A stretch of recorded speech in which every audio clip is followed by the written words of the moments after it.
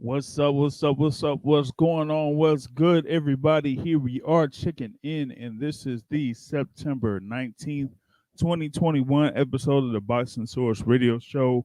I am your host, James Bell, the leader of the Boxing Source, here through social media and elsewhere, of course. You can follow us through Instagram, Facebook, and Twitter. And of course, we do also have the YouTube channel here. So you will be able to get, news, notes, and all types of talk through this particular network. So we got, a few things that we're going to be talking about here in this particular episode. Of course, we have a couple of big events coming up within the next couple of weeks. Um, we have the event that's going down over in Tottenham next week, as it's going to be for the Unified Heavyweight Championships, as Anthony Joshua takes on Alexander Usyk, and you also have other uh, fights happening in there, which include the WBO Cruiserweight Championship with Lawrence Okoli against Dylan Prozovic, and former super middleweight champion Callum Smith returns to the ring for the first time since his defeat to Canelo Alvarez, as he will go up to the light heavyweight division to face Lenin Castillo. So there's going to be a few fights there that will be on Sky Box Office over in the UK, which also includes, of course, son of Ricky Hatton, Campbell Hatton will be part of that card as well. But going into that main event, you got Anthony Joshua going up against Alexander Usyk. Of course, Usyk was the former undisputed cruiserweight champion, won the World Boxing Super Series at cruiserweight, moved up to heavyweight, has had a couple of fights there in the heavyweight division, including his last bout, which was against Derek Chisora, where he scored a unanimous decision win. Where, for me, I felt like that particular bout, he didn't necessarily look very well carrying the weight there at that particular point. I mean, you're going from, just a shade under 200 pounds in the cruiserweight division to carrying about 20 or so more pounds. And so you had his, bout against Chaz Witherspoon with his debut there in the heavyweight division in 2019. Then his fight against Derek Chisora, where you seen Derek Chisora pretty much telegraph every single punch that he was throwing, it seemed like. But even, with that, the amount of movement that, Alexander Usyk was doing, he had some good moments and he had some bad moments there in that particular fight. And, with that being said, uh, he was able to get that unanimous decision win and keep his status as the mandatory contender for the WBO title, as that's the route that he went through. And so now it's going to be the WBO mandatory defense for Anthony Joshua there against Alexander Usyk. Of course, Anthony Joshua, two-time unified champion. Of course, 2019 he had the loss to Andy Ruiz Jr. in June of 2019 at Madison Square Garden. Then got the belts back in a rematch over in Riyadh, Saudi Arabia, and then had his defense against, at the time, the IBF mandatory in Kubrat Pulev, scoring a knockout victory. And so this is going to be his, I guess, his second defense of those unified titles in his second stint as unified champion, going up against Alexander Usyk. And here it is yet again for Anthony Joshua, a fight against somebody that was a former Olympic gold medalist. He did face, another former Olympic gold medalist in Alexander Povetkin in 2018, where if you saw that fight, in the first few rounds, he had, some difficulties in timing by Alexander Povetkin. Povetkin threw like a lot of feints, setting him up, scoring some shots there before, Anthony Joshua was able to catch up to him, overwhelm him with his power, and knock him down, a couple of times there before getting that TKO victory over Alexander Povetkin at that particular time. But here he is against Alexander Usyk, and this is one fight that a lot of fight fans are looking forward to. They're seeing what's going to happen here with Anthony Joshua against Alexander Usyk, because it seems like there is a lot on the line here in this particular bout. Because you've had Anthony Joshua. He had his run where he was winning title after title, collecting titles. Wasn't able to get a fight done to fight for the undisputed title, and then he had his encounter with Andy Ruiz Jr. Where he fell short in Madison Square Garden, and like I said, he was able to get it back. But after getting it back, it's back to the same things here, where he's fighting mandatory after mandatory. And right now, this particular fight to me is, really, really important, because I think that they're really gonna try to make a whole push to try to make an undisputed title fight after this fight, and the fight that's going to happen 2 weeks later in Fury versus Wilder, to try to see if we can finally just have the undisputed heavyweight title fight take place. Two fighters that would have all four belts. And for me, I just think it wouldn't be an instance where you would have another mandatory defense out there for Anthony Joshua. I'm like who is he gonna fight? You know, like is he gonna fight Trevor Bryan?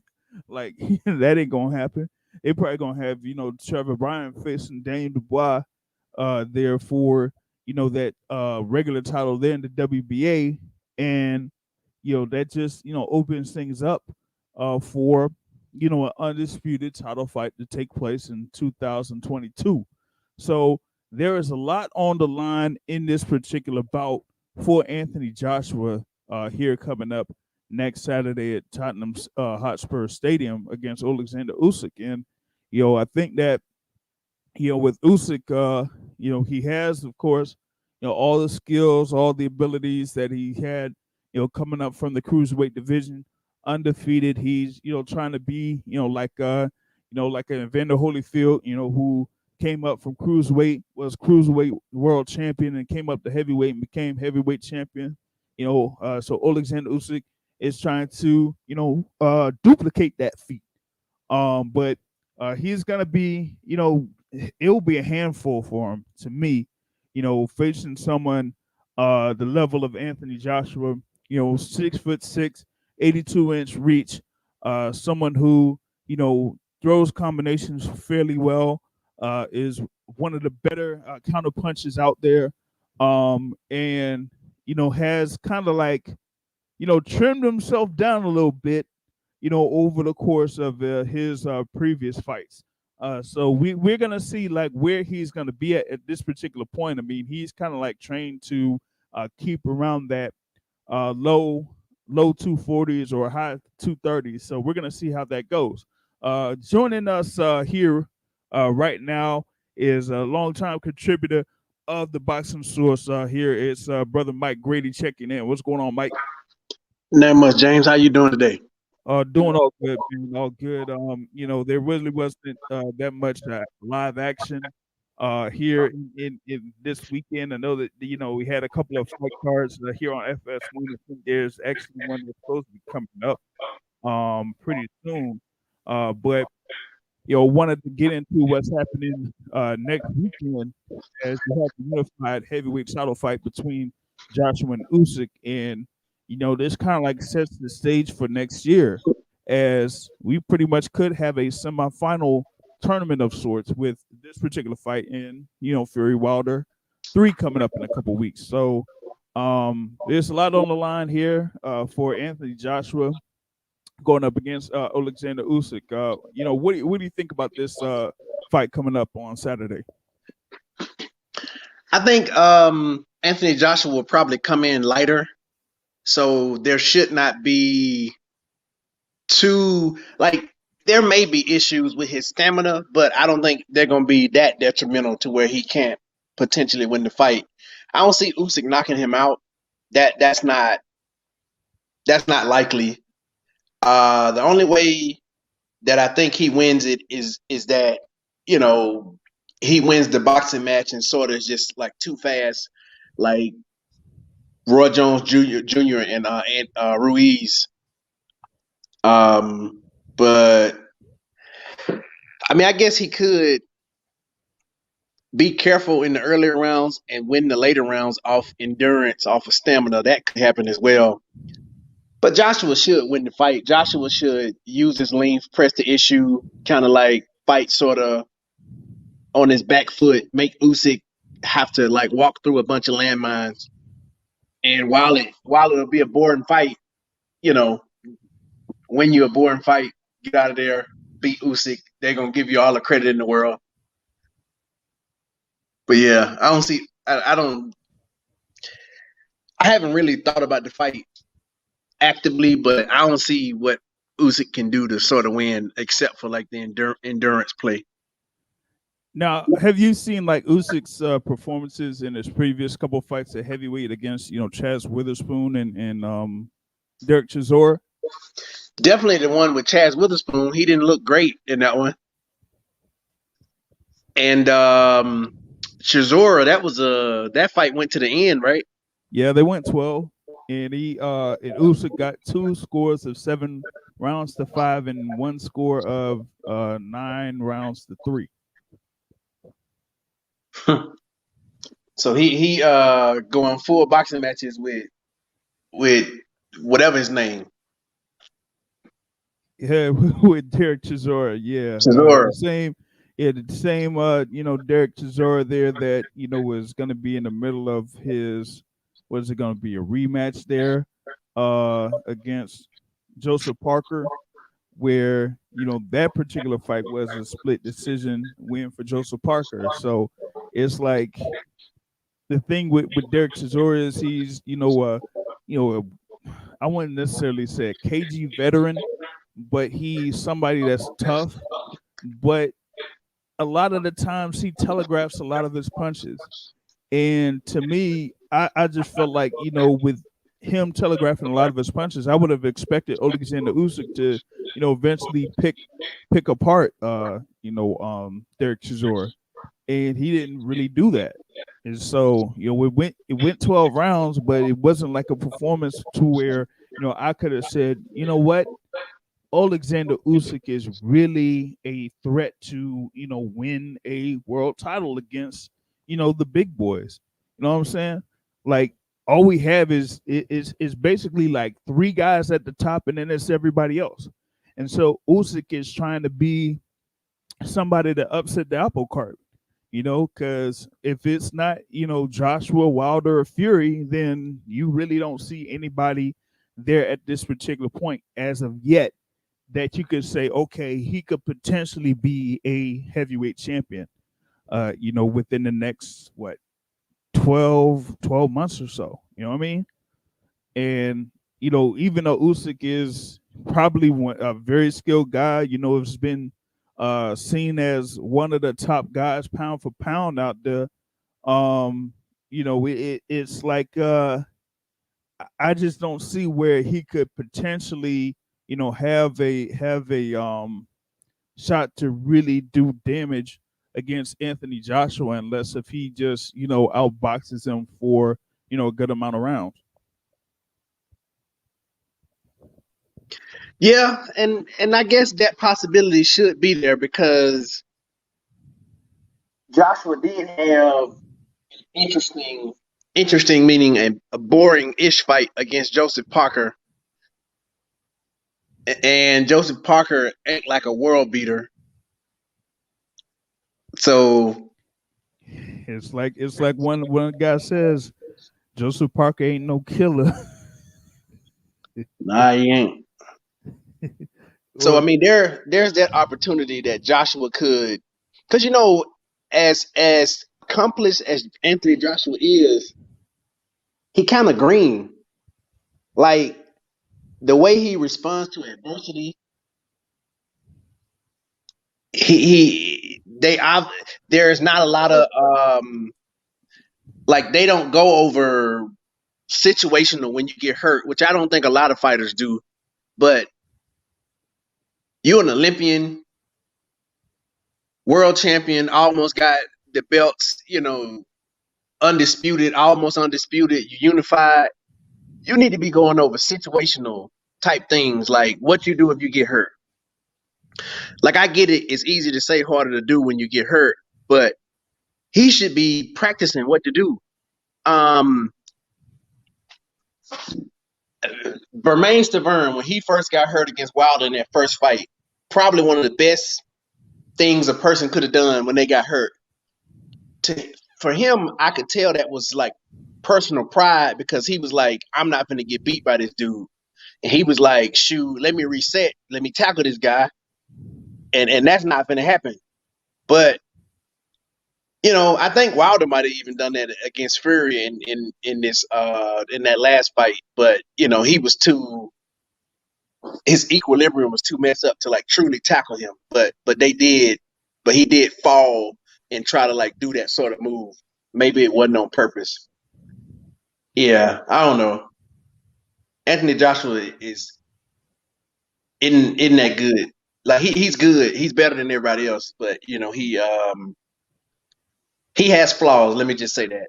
Well, I Like mean, hey, every heavyweight there has flaws, but going to what you're saying in reference to situational things, I guess it's um,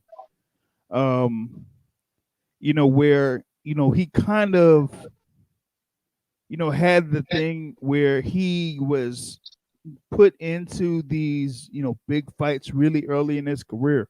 you know it was only what his 16th fight or something like that, where he fought Charles Martin for that IBF belt. And it wasn't like that much long after that where he fought Vladimir Klitschko for for his first unification fight. So, the thing about adversity, yeah, he went through a little bit of adversity there against Vladimir Klitschko. When he got hit and then he went down to the canvas and he had to, go through, a couple of rounds before he got himself back into that particular fight.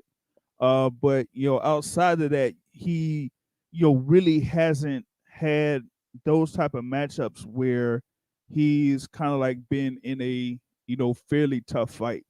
Outside of the thing with that first fight with Andy Ruiz, where he got up multiple times there after getting knocked down, but you hadn't really seen him be in a kind of like a really tough matchup going into it, for in some cases. So outside of maybe that Klitschko fight, and some people could say the fight against Alexander Povetkin, where he had to adjust a little bit to Povetkin's timing, then he really hasn't, had that type of fight as of yet.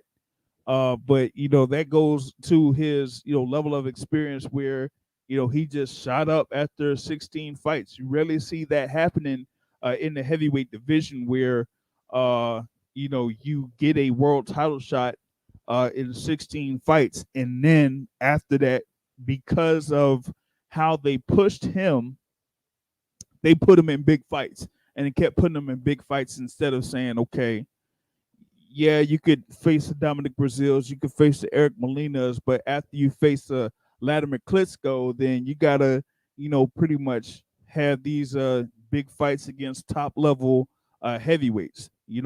So right now, I mean, you kind of like see it to the point where he's going up against Alexander Usyk. We got to see how Usyk is going to perform, here in these first few rounds or so. But if it's something to where Usyk kind of like gets the better of Anthony Joshua, then maybe we do see a little bit of adversity coming out of Anthony Joshua in this particular fight. But I just think it's going to be a case of good big man defeats good little man here in this particular instance. It's something where you kind of like see where there's levels and there's different divisions, and this could probably be an instance where you kind of see why I guess the WBC made that bridger weight division thing or something like that, because you have heavyweights and then you have quote unquote super heavyweights. And when you have guys like a Joshua, a Fury, a Wilder, maybe later on the line of Joe Joyce, that are like anybody that's like above 6'5", like guys that are around 6'3". I don't know if they have what it takes in order to be competitive against those bigger guys, because they're bigger and they're more skilled nowadays. They're not just big, slow, slug slug fist, slug fist. It's not quite like that here in the heavyweight division that much anymore. So, we're gonna see, how that's going to turn out there come next weekend, man. Like I said, it's gonna be a lot on the line.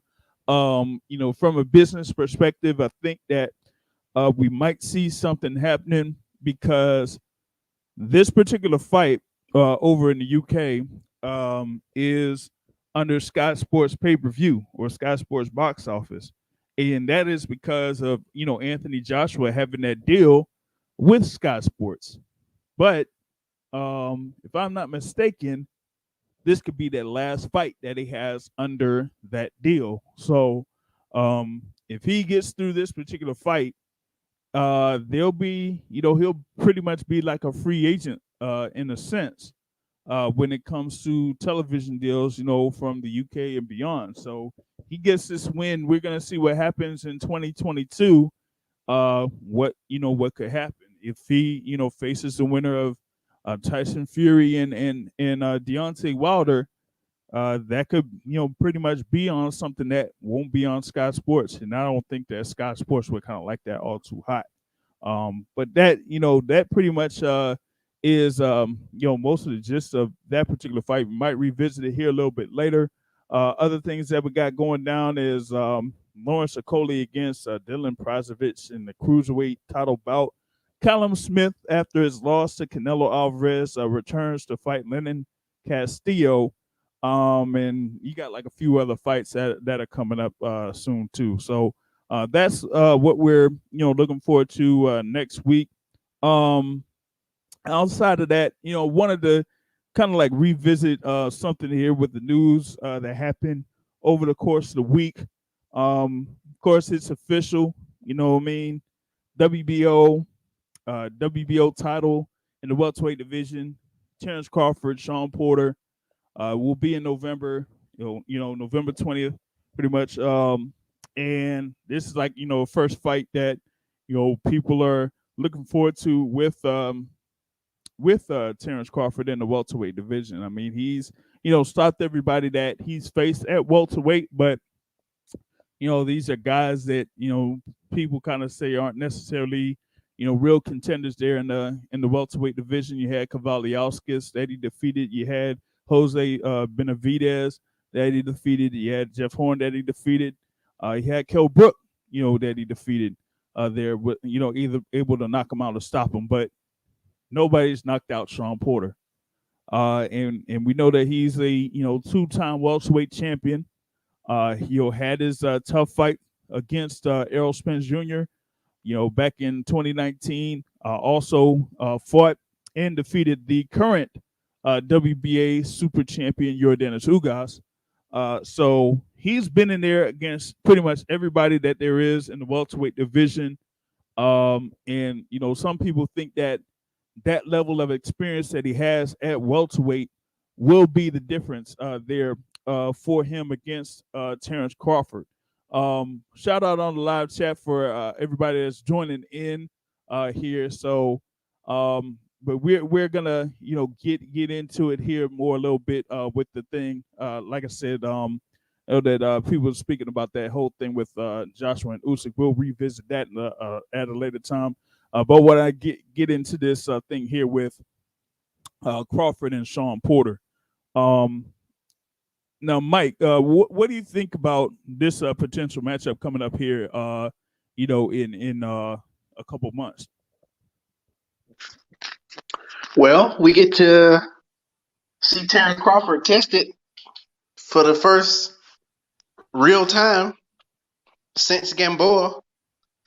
Um, we get to see him tested. We get to see him in a fight to where he might be favored, which is a good bet to probably favor him. But at the same time, if he come in there slipping, Sean Porter could win the fight as well. I think that this fight for him should have happened a lot earlier. This is like pretty late in his career for us to be seeing him take a test that'll make him face some adversity and have to show us something. Like all the other people face this type of guy, this type of competition earlier. Okay, let me not compare. I think that it's a good thing. I think that Sean Porter throwing a bunch of punches and bunches will make Terence Crawford uncomfortable. I think it will force him to have to make adjustments. You know, when he do his switching to his like left hand, he do it more of a like a defensive type thing. Um, so we're gonna see if he can, make the right adjustments and beat a guy who may not be as strong, but who's gonna be throwing punches the whole night. Like, will he be able to take his? Because he fights slow, like slow in the sense to where he likes to control the pace, and you'll come in and do whatever you do, but then he not like I can't think of a fast fighter, but his pace is like measured. It's not like fast, but it'd Yeah. be good to see how he combats a fighter who tries to push the pace like Sean Porter. So hopefully they game plans, both of them game plans. They both make each other make adjustments, and we'll see. I mean, it's gonna be the first time probably he get pushed, but if he overcomes, I mean, good for him. If he doesn't, everybody gonna be like, "See, I told you, he ain't really fought nobody of this stature," which could come to bite him. Not fighting somebody that make you well. Mean Machine did make him have to show adjustments, but Mean Machine sort of fizzled out as we seen with his career. Like he a front runner, but then he loses steam once you get to round six, and then he ain't got no more for you. But Yeah. yeah, I think it'll be interesting. Yeah. Now the thing with Sean Porter is, I mean, like you were talking about, he has the resume there at 147 pounds, where he's faced the likes of he's faced Kell Brook, Devin Alexander, Adrian Broner, Keith Thurman, Andre Berto, Danny Garcia, Yordenis Ugas, and Errol Spence. And even with that particular you know resume, that is kind of like been comparable to what Crawford has faced his entire career. And so you know someone like a Terence Crawford facing a someone with the level of Sean Porter, that's going to be something where he's going to have to really step up. you know and the thing about it is that I would be interested to see like how uh Porter approaches his fight from a size perspective. I mean, he started his professional career at 165 pounds. That's what his first pro fight was. I mean, folks know about him in the amateur ranks. He had wins over the likes of Alexander Usyk, among others. But that's because he was well north of 147 pounds as an amateur, and he, with his size, was able to get back down to 147, and has been there for the majority of his professional career. And so now it's about if Terence Crawford could deal with somebody of that particular stature and whatnot. But for me, it's gonna depend on what his overall work rate is going to be against a Terence Crawford, and how Terence Crawford is going to approach this particular fight. Will he be a little bit more aggressive? for me from a distance. He does, have a 74-inch wingspan compared to 69. Therefore, Sean Porter. But Sean Porter is somebody that stays, on his toes, moving around, kind of like gives different looks, kind of like what I would say, moves his body and his head a lot. So he's not going to be necessarily a stationary target, therefore, Terence Crawford. So it's going to be more of Terence Crawford seeing if he can stay patient, see where Sean Porter is going to be, and then attack when he sees an opening. Or if he's going to just, throw whenever he gets the chance to throw. Because I think that if Porter is going to be on the inside, he's going to have to tie up. He's going to have to tie up Terence Crawford, and it probably would be something like how he fought Andre Berto. Like Berto was kind of like frustrated over the course of those rounds because Sean Porter kept tying him up, kept tying him up. Berto couldn't really get his offense going, and he just got too frustrated, and then that level of frustration just had him pretty much be down in the late rounds, and then Berto ended up getting himself stopped at that particular point. But someone like Crawford, who said like you know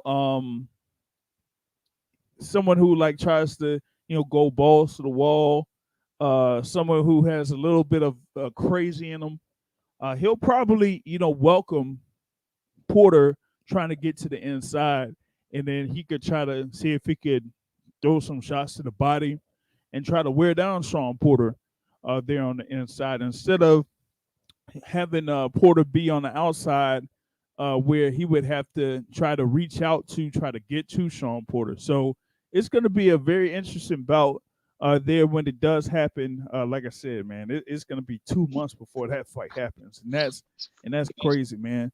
That it's going to be that long out.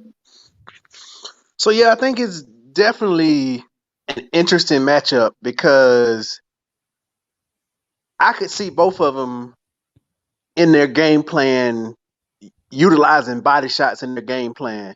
Sean Porter, when he does get on the inside, the body shots are going to be what slow Terence Crawford down in the later rounds. Terence Crawford should definitely go to the body of Sean Porter to slow him down in the earlier rounds, to make him like think about, if I come on the inside, what's there waiting on me. Like you can try to throw these headshots and maybe they'll land. So one shot that I know that probably will land is the left hook. But appreciate it, brother. But the left hook will probably land for Terence Crawford. But I just I think that tactical matchup is going to be really interesting. Yeah, and I like to see like how either fighter and either trainer adjusts in between rounds here. I mean, of course, you got Kenny Porter there, Sean Porter's father there on one side, and you got Bo Mack here on the other side there for Terence Crawford. To where this is going to kind of like shine a little bit on Bo Mack. Because of course, yeah, he was able to get Terence Crawford to this particular level, where he's been ranked among the top pound for pound fighters. He of course he has other guys there in his stable, including WBO super featherweight champion Jamel Herring, among others. Of course, Steven Nelson as well. But this is kind of like the fight where a lot of fight fans were kind of like expecting Terence Crawford to have already at this particular point, but he just hasn't had that. And so they're like, okay, will he be able to show and prove that he has, the tools in order to be the top five welterweight, like in Sean Porter? And so I think that with this particular bout, I'm kind of like looking forward to it.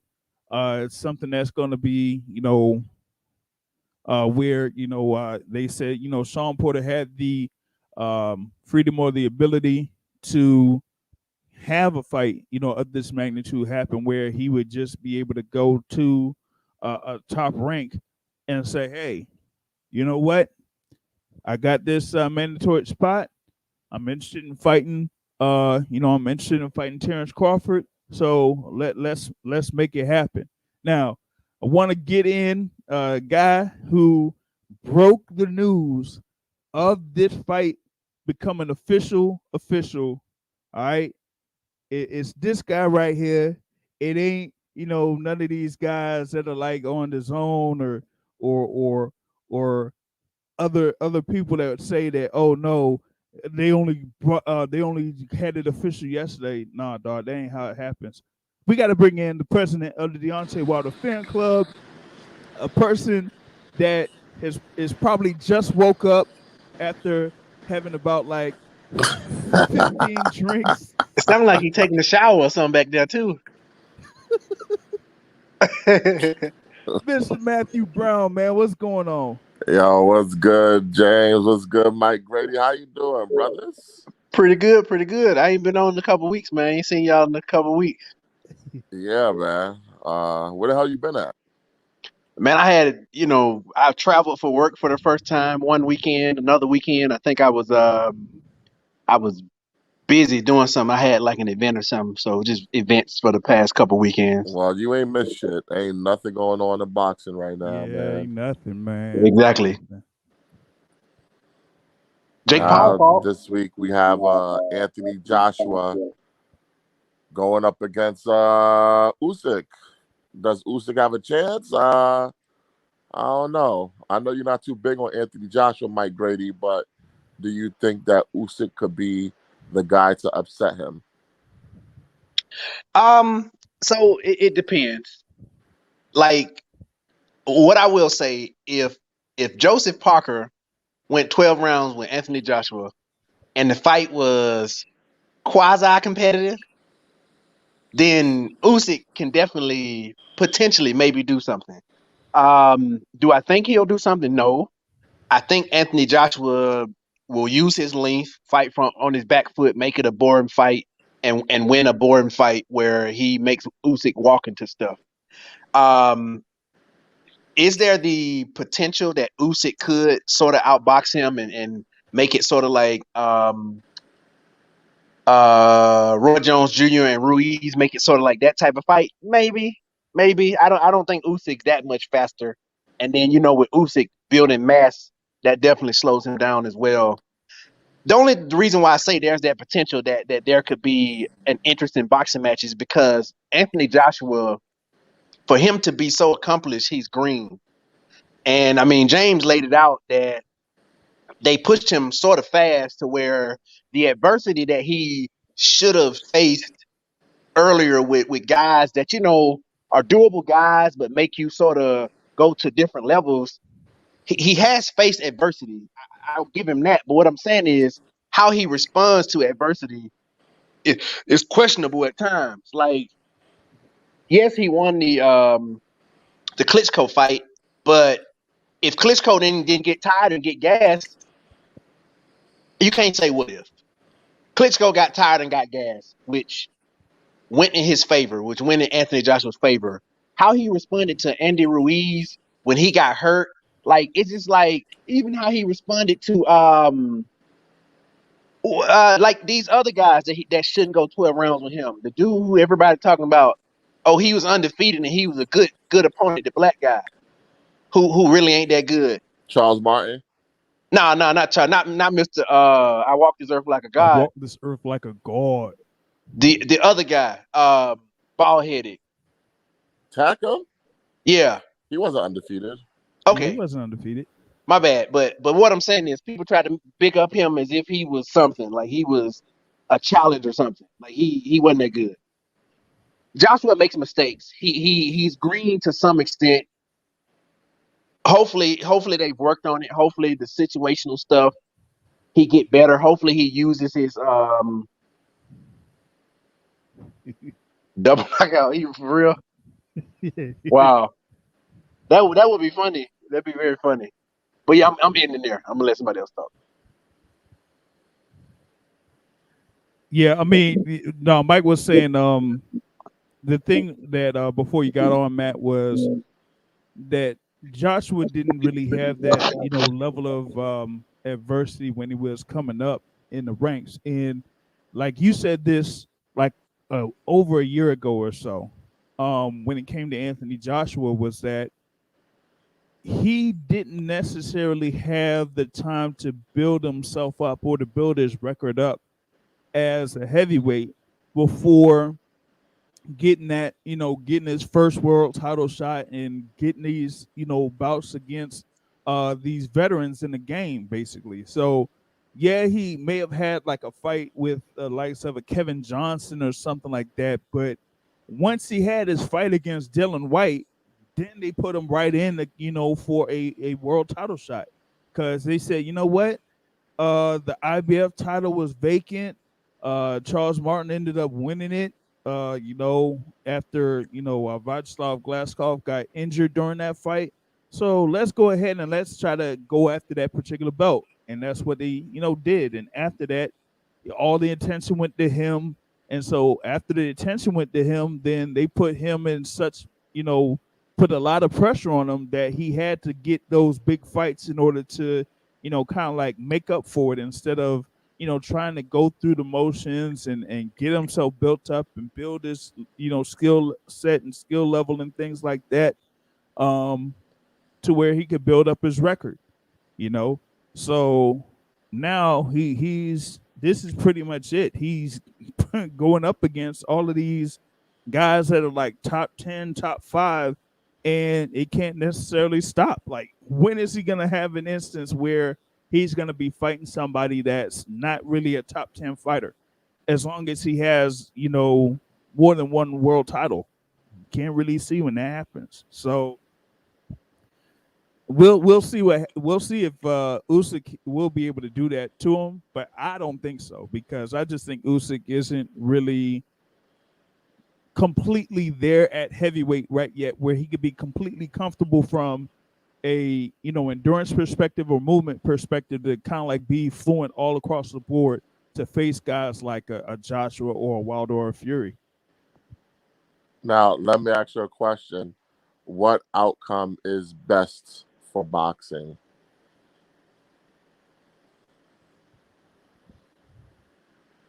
Specific outcome or just whoever wins? Specific outcome of this fight. Okay. The best specific outcome for this fight is a 7th to 9th round knockout victory for Anthony Joshua.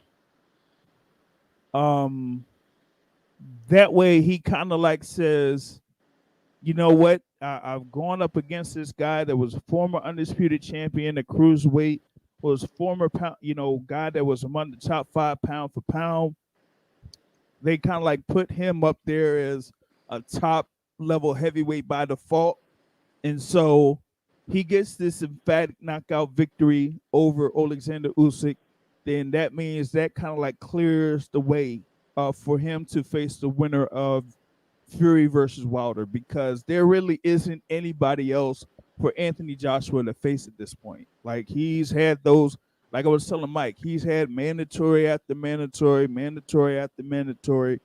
But now that he's kind of honored the thing for IBF, they really haven't said anything about the IBF. This is going to be for WBO. The WBA is still trying to figure out how to clean themselves up.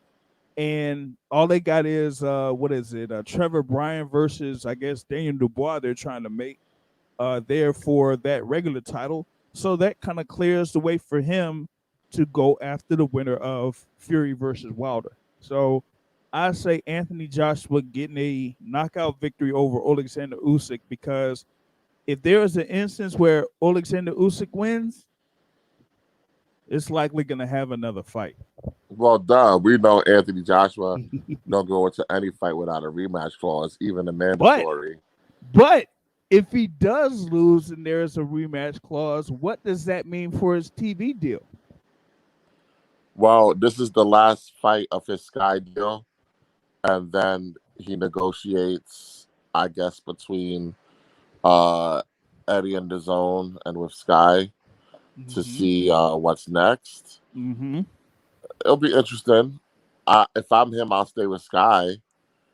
I don't think the zone is making any kind of waves, and we've already seen the zone flop and fail in the U.S. to the point where they've basically fleed the market in the U.S. Yeah, and but now they're talking about focusing more on the European market.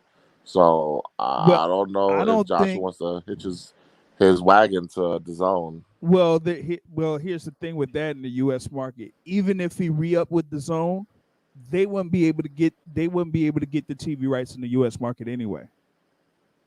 Um, the I only think that they really tried to go into the U.S. market to try to get some fighters in the U.S. and then try to distribute that, have the TV rights outside of the US so that they have TV rights all across the world when it comes to some of these fighters. But with a guy like the likes of Anthony Joshua, even though the Perform Group or whatever it is has lots of money, it's still a whole different level than trying to get into the US market to get those fights of that magnitude. So their best bet and their best route is to just say have somebody like a Showtime or a Fox or ESPN handle it on the US market, but control everything outside of the US. Because either way you still, get your money. Because for example, you have um Wilder versus Fury, right? Pay-per-view. It's pay-per-view like Showtime or Fox pay-per-view in the US, but the zone could hold the rights outside of that. So they're pretty much good Well, as do far as they? like, getting that outside, but they can't really, have Anthony Joshua in a I don't think the exclusive zone has deal. the rights to the fight in the UK though. Oh yeah, because the thing with BT Sport. Yeah, so Yeah, that's BT US and out there. UK, yeah, US and UK they couldn't But get, but but here's everywhere my else they could. thing. So Canelo, big pay-per-view star in the US. The zone thought that they were going to basically buy out his pay-per-view status, give him a high guarantee and a long deal. Then they reneged on it, basically. Refused to pay him his money, tried to tell him who he had to fight, when he had to fight. Anthony Joshua is in a similar situation. He is a big pay-per-view star in the UK. If we're to believe the numbers that Eddie Hearn's been throwing around all the years about what Joshua makes per fight, then there's no way the zone can actually afford him. Because according to Eddie Hearn, Joshua was making more than even Canelo per fight. So how can the zone afford to pay that and still get a return on their investment? If this guy made what they claimed he made almost 100 million just for the Ruiz fight in Saudi Arabia, they always claim he make this, he make that, he get this, he get that. So the zone, to me, if they want his fight, they're gonna have to pay him a minimum of $50 million guaranteed. Yeah, they're gonna have to break bread. Yeah, they're They definitely ain't gonna got have to it. break bread. They can't offer. See, that's the thing about the zone. They could never offer what pay per view offers. So It now, what are they well, gonna do? Are they the gonna thing is, sign Joshua and then make it an extra charge within the app yep, to yep, see his fights? yep, Well, that's I pay per mean, view, what my do friend. you? That's what they're pretty much trying to do with some of these, boxing events here at this particular point. But I like it. Yeah, it would have to be a similar situation to what the deal was with Canelo Alvarez. Is that you're gonna have to figure out how to make all of that money back there for those investments. Like I don't think they really spent that much at all with all of those other guys that they had. And so they could like pretty much put their money in the basket when it came to Joshua and Canelo. I just think they got fleeced with the Golovkin girl, but that's a whole nother story. Um, yeah, I just gotta see here, man. What we got like a yo, is this a ghost account, man? Boo. What we looking at? Mike was on twice. Yeah, I saw that. It was kind of weird.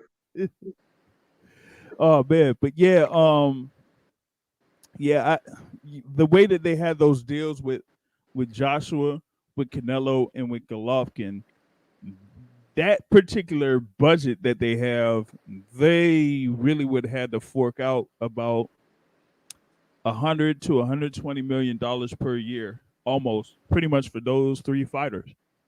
You know, and the thing with Canelo had what, 2 fights on the zone this year, pretty much. Yeah.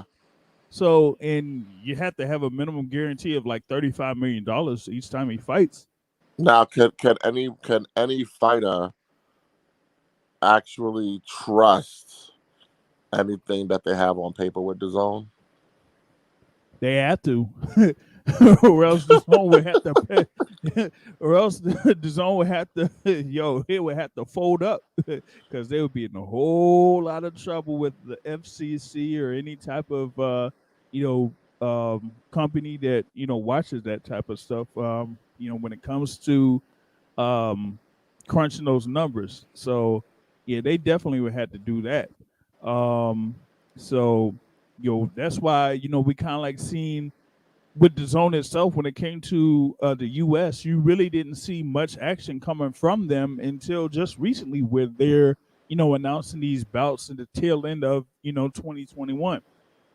But outside of that, what else did we have? The Chocolatito, the Chocolatito fight, and that's pretty much it. That happened in March, right? Yeah, the zone's been shit. Oh man, shoot, but also, I was talking about the whole thing with, like we were saying here with Terence Crawford and Sean Porter and Mike Coppinger copping an attitude, talking about, oh no, the story hadn't broken until the day before the fight wasn't out. Like, no, man. Listen, he full of shit. We know how it works. So this is what they do.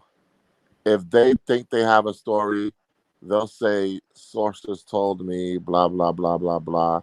Even if the fight is not officially signed on paper, but then when the fight is officially signed on paper, they'll still claim credit for the story because they had it first. Even though, well, if you want to be technical, they just signed this morning. That's not how media works. Let's not play dumb. Okay, it was a fucking done deal. Who cares when they exactly put pen to paper?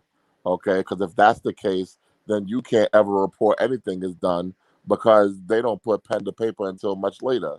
yep. So I don't know why he's trying to pretend like it wasn't done. Just, good old boys protecting the good old boys. Kevin Iole broke the story. Kevin Iole don't break shit. Okay? like let's keep it real. He's a UFC puppet. He don't have no clout in boxing. He don't break no goddamn stories. Oh, Bruce Trampler told me the fight is done. Oh, well, my source told me the fight was done last week. So what the fuck is you saying? And also, if Kevin Iole broke the story, how come Kevin Iole did not know that it wasn't going to be a joint pay-per-view? I had already said it was not going to be a joint pay-per-view. So how would I have known that if I was just quote unquote predicting, as Mike Coppinger said?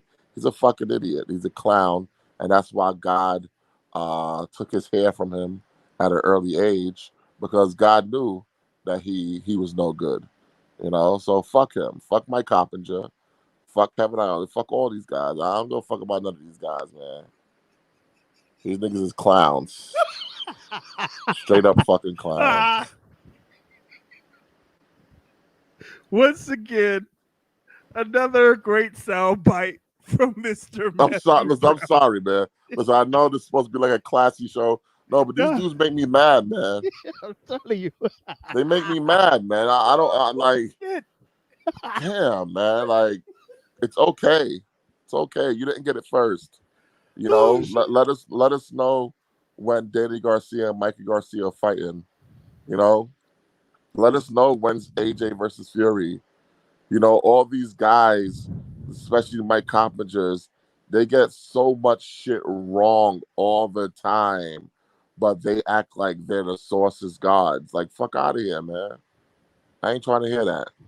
Oh boy. Oh, that was great. That was great.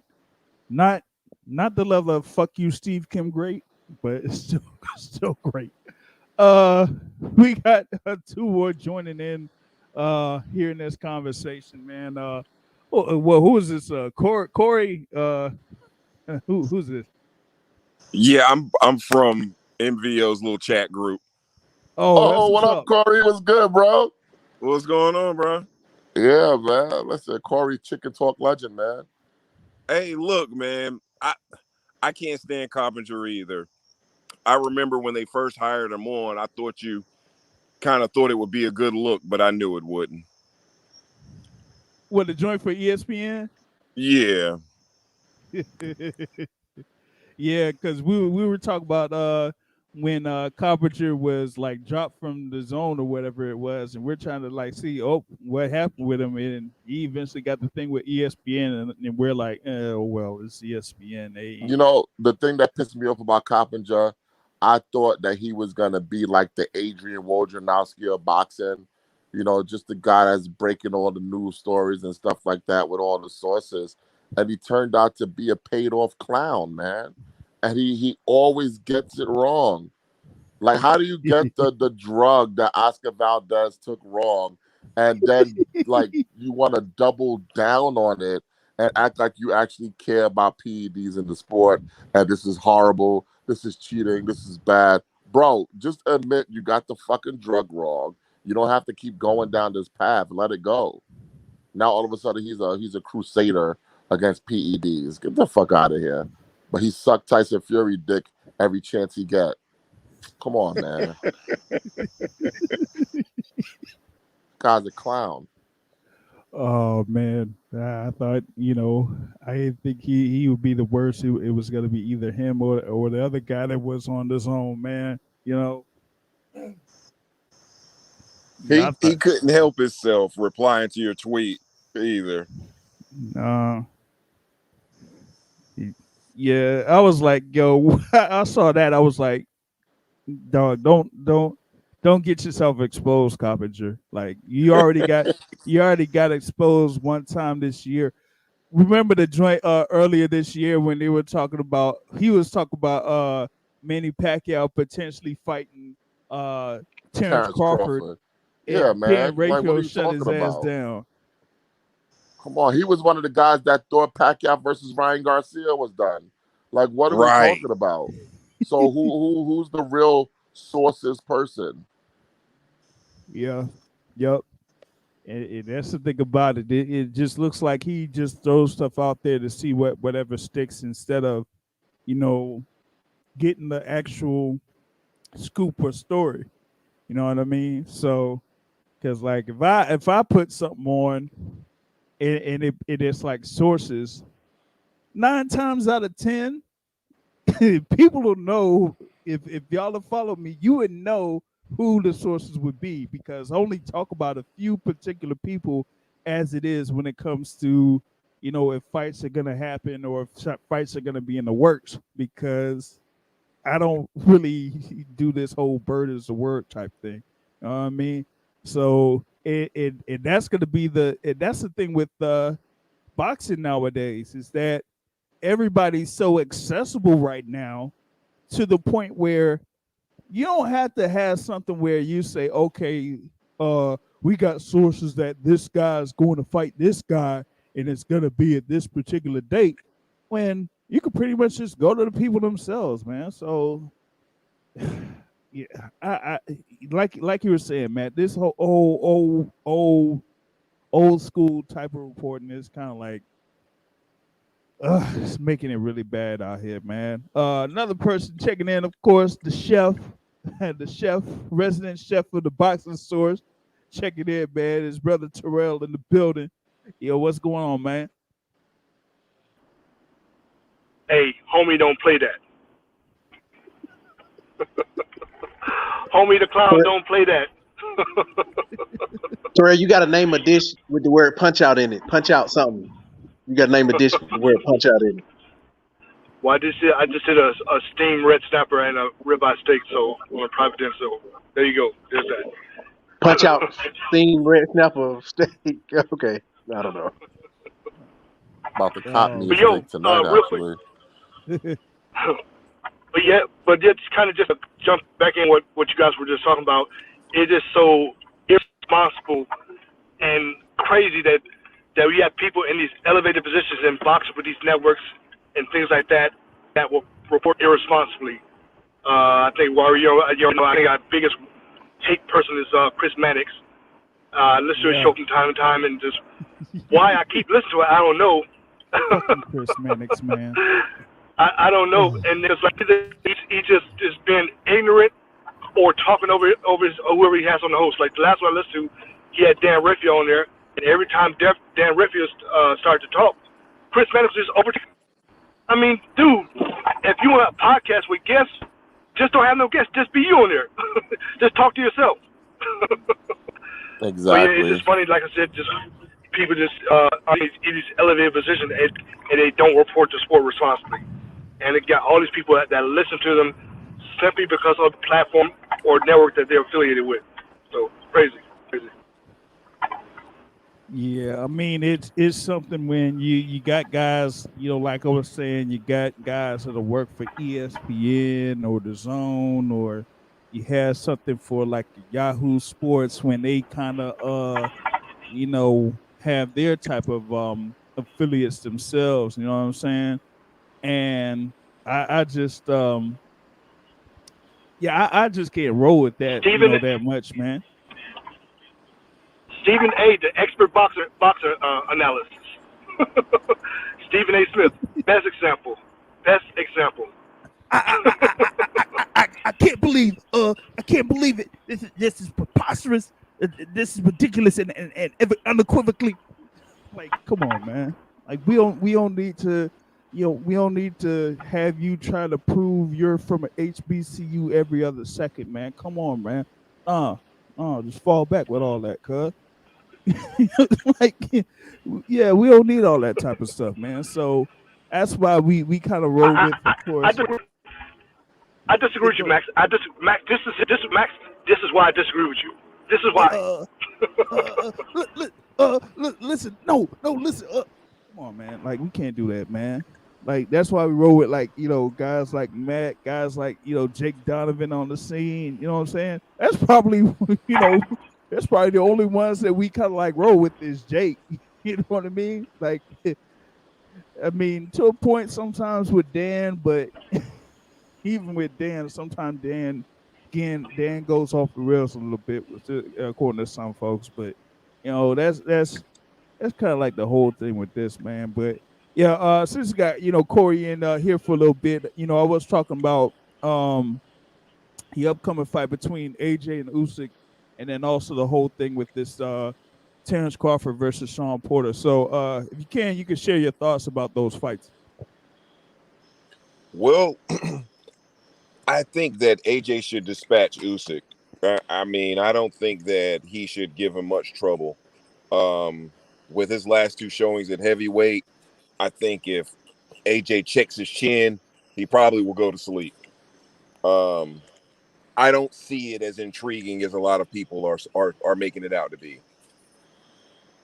Now, Crawford and Porter, that seems to be like a fight of the year, maybe even fight of the decade, if Porter shows up in fighting shape as he always does.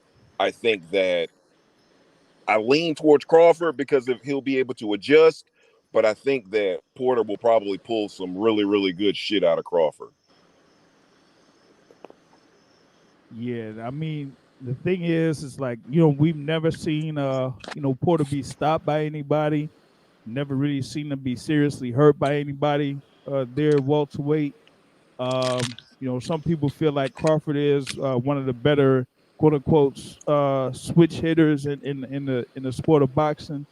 And that he's probably one of the most versatile talents in the sport, but he hasn't really face somebody that has the pedigree that Sean Porter has, two-time welterweight champion, and here, going for yet another championship. So, it's going to be something where we kind of like see. I think we're going to see some level of adversity here with Terence Crawford in this particular instance. Kell Brook did buzz him in that fight a long time ago. He stopped him in his tracks, like from pressing. Yeah, I wonder, but I think that was because what was it? He like Crawford. I think it was when he switched to orthodox. Was when he got caught a few times, if I wasn't mistaken. I had to see that fight again to be real real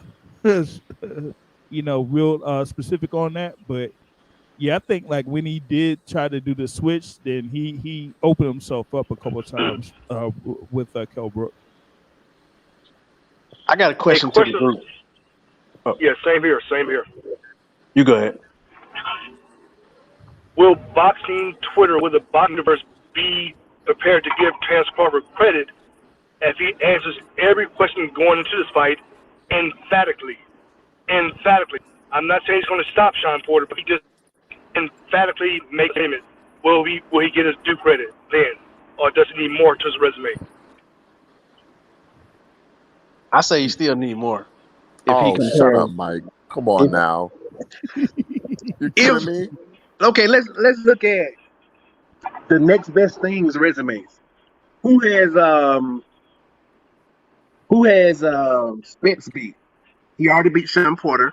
Give me some more wins. Listen, we know everybody's resume, but this is the fight that will either cement Terence Crawford's legacy or it's going to do irreparable harm to his legacy to the point where people like Mike Grady could say, well, his run at 140 wasn't as good as people thought. And as soon as he stepped up against a top welterweight, he lost. So to me, a lot is on the line for Terence Crawford. That's why I don't care if he ekes out a win by the skin of his teeth. As long as he beats Showtime Sean Porter, then he will get all the credit in the world from me. I mean, of course he'll get the credit, but Spence could have beat Pacquiao, so he probably could still be above him.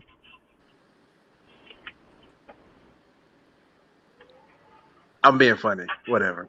Nobody didn't laugh. Okay, forget y'all. That's what you call no selling. You know what? I'm going on mute. I'm not going to talk until you guys talk about something else. Salt. Oh man! But make sure you add a cricket sound to that joke after the show, JR. Yeah, after the show. Put a soundbite on that joint. Oh man, yo. I do have a question though. Oh yeah. So Sean Porter has changed his style to me a bit. It's more refined. Like when he was fighting Devin Alexander, and Berto and stuff, he was a lot more like wild, a lot more like just ferocious, I would say. Probably he would hurt people more too because he would like hit them with his forehead and elbows and things like that. The last time Terence Crawford fought a fighter like that was when he fought Gamboa, and we saw him get hurt a couple different times in that fight. Does Sean Porter still have that in him, and will that give him the best opportunity to beat Terence Crawford, or will that like hasten his demise and get him potentially hurt himself and probably knocked out? I think it would count against him. I think that Crawford is kind of like, either expecting it or saying that he's going to be ready for it, and he's going to, try to be, as tough and rough as Sean Porter would be there on the inside. Like I think Crawford is going to welcome something like that and say, look, you're gonna see how strong I am. Like I don't know if it's like how they say, what is the term, country strong or something like that. I think that he wants to have the opportunity to try to prove that you're not going to be able to push him around if you try to tie him up close and try to push him over to the ropes. That he's going to show that he has some lower body strength and he's not going to really move that much there when Sean Porter tries to go in and tie him up and stuff like that. So I think that Porter is going to do a mix of a boxer brawler style where he's going to make it a little bit unpredictable for Terence Crawford to try to get himself set and try to wait until Sean Porter comes in.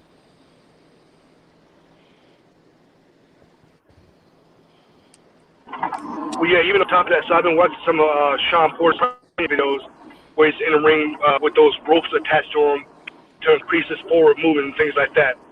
So we already know Porter's strong. We know that. And with Crawford is pretty much a clean fighter. He likes to just not really stand close, not really clench, things like that. He likes to keep his distance, switch hit, whatever, back and forth, and be a relatively clean fighter. But we know his versatile. So people like Mean Machine kind of try to make it rough for him somewhat. But we saw that despite getting buzzed a couple times, Crawford was able to adjust and get the knockout. And we got to remember, yes, against the tier B competition at 147, he has knocked everyone out. Yes, that does mean something. I mean, like I said, we're not saying that Crawford's going to knock Porter out, but it does mean something when you knock everyone out at the weight class, albeit against tier B competition. I thought about this earlier today. Mayweather has always praised Crawford as his pound for pound number one.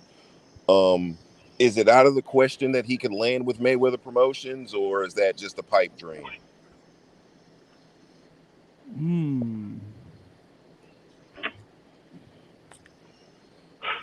That's a good question, man. I don't know.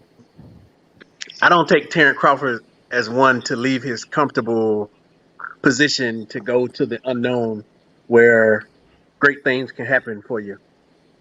Legacy wise, I don't take him as one to do that. Damn. Well, Mayweather PBC is a lot of place for him to be. No other promotion makes sense to him at this point. Because right now he needs all the big fights. So PBC for Mayweather, it's a perfect marriage. Perfect. I mean That's kind of what I thought. I thought it would be a match made in heaven. But then he really got to fight people.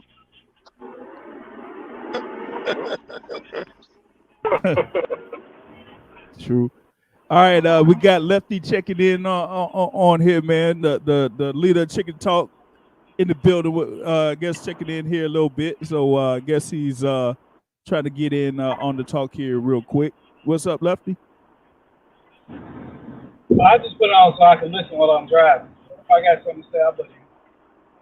All right, no doubt. Yeah, it's still on the road there, man. So that's what's up.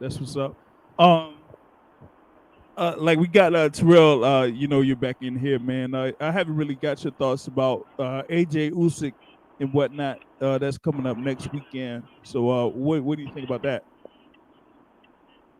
Yeah, you know what? I was listening to old boy on there earlier about what he said. I think he stated that he thinks that a couple good shots and Joshua gonna get Usyk out of there. I tend to think differently. And like I said, we know that Usyk looked particularly great in his last couple fights. In all his fights at heavyweight, he hasn't dominated or anything like that at all, like he did at cruiserweight. But I probably would put money on Usyk. The reason why, the dude is very fluid, has great footwork. Kind of in that Loma Chico line, just doing all kind of anything to work on the foot movement, to make sure he's fluid, make sure his stance is solid, things like that. He's been working in the sand, just doing some of everything. So I like that foot movement that he has in place.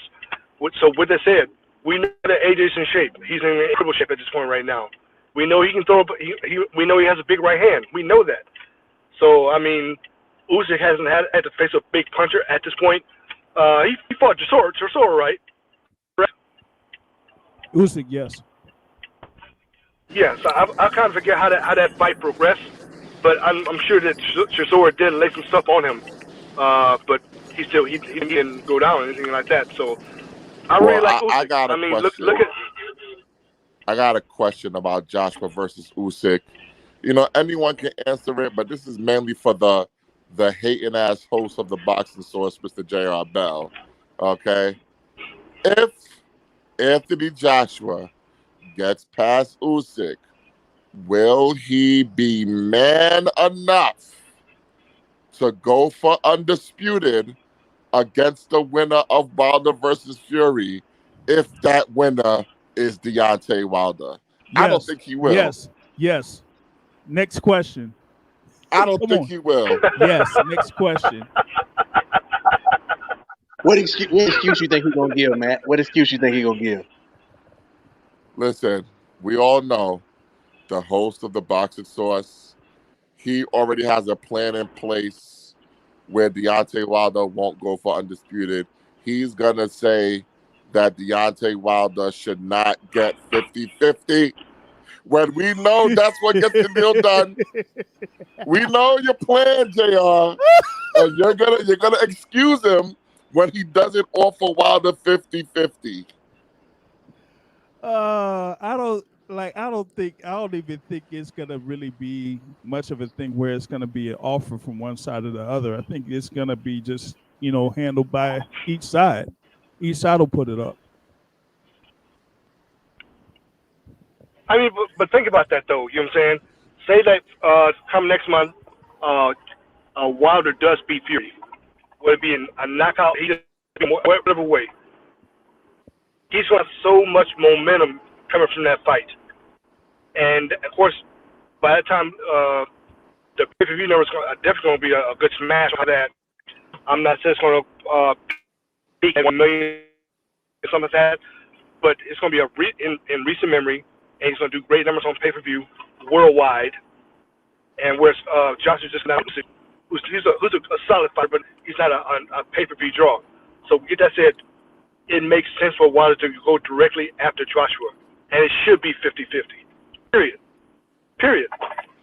But we all know Eddie Hearn, if Deontay Wilder wins, he's gonna pull out his Dillian White card.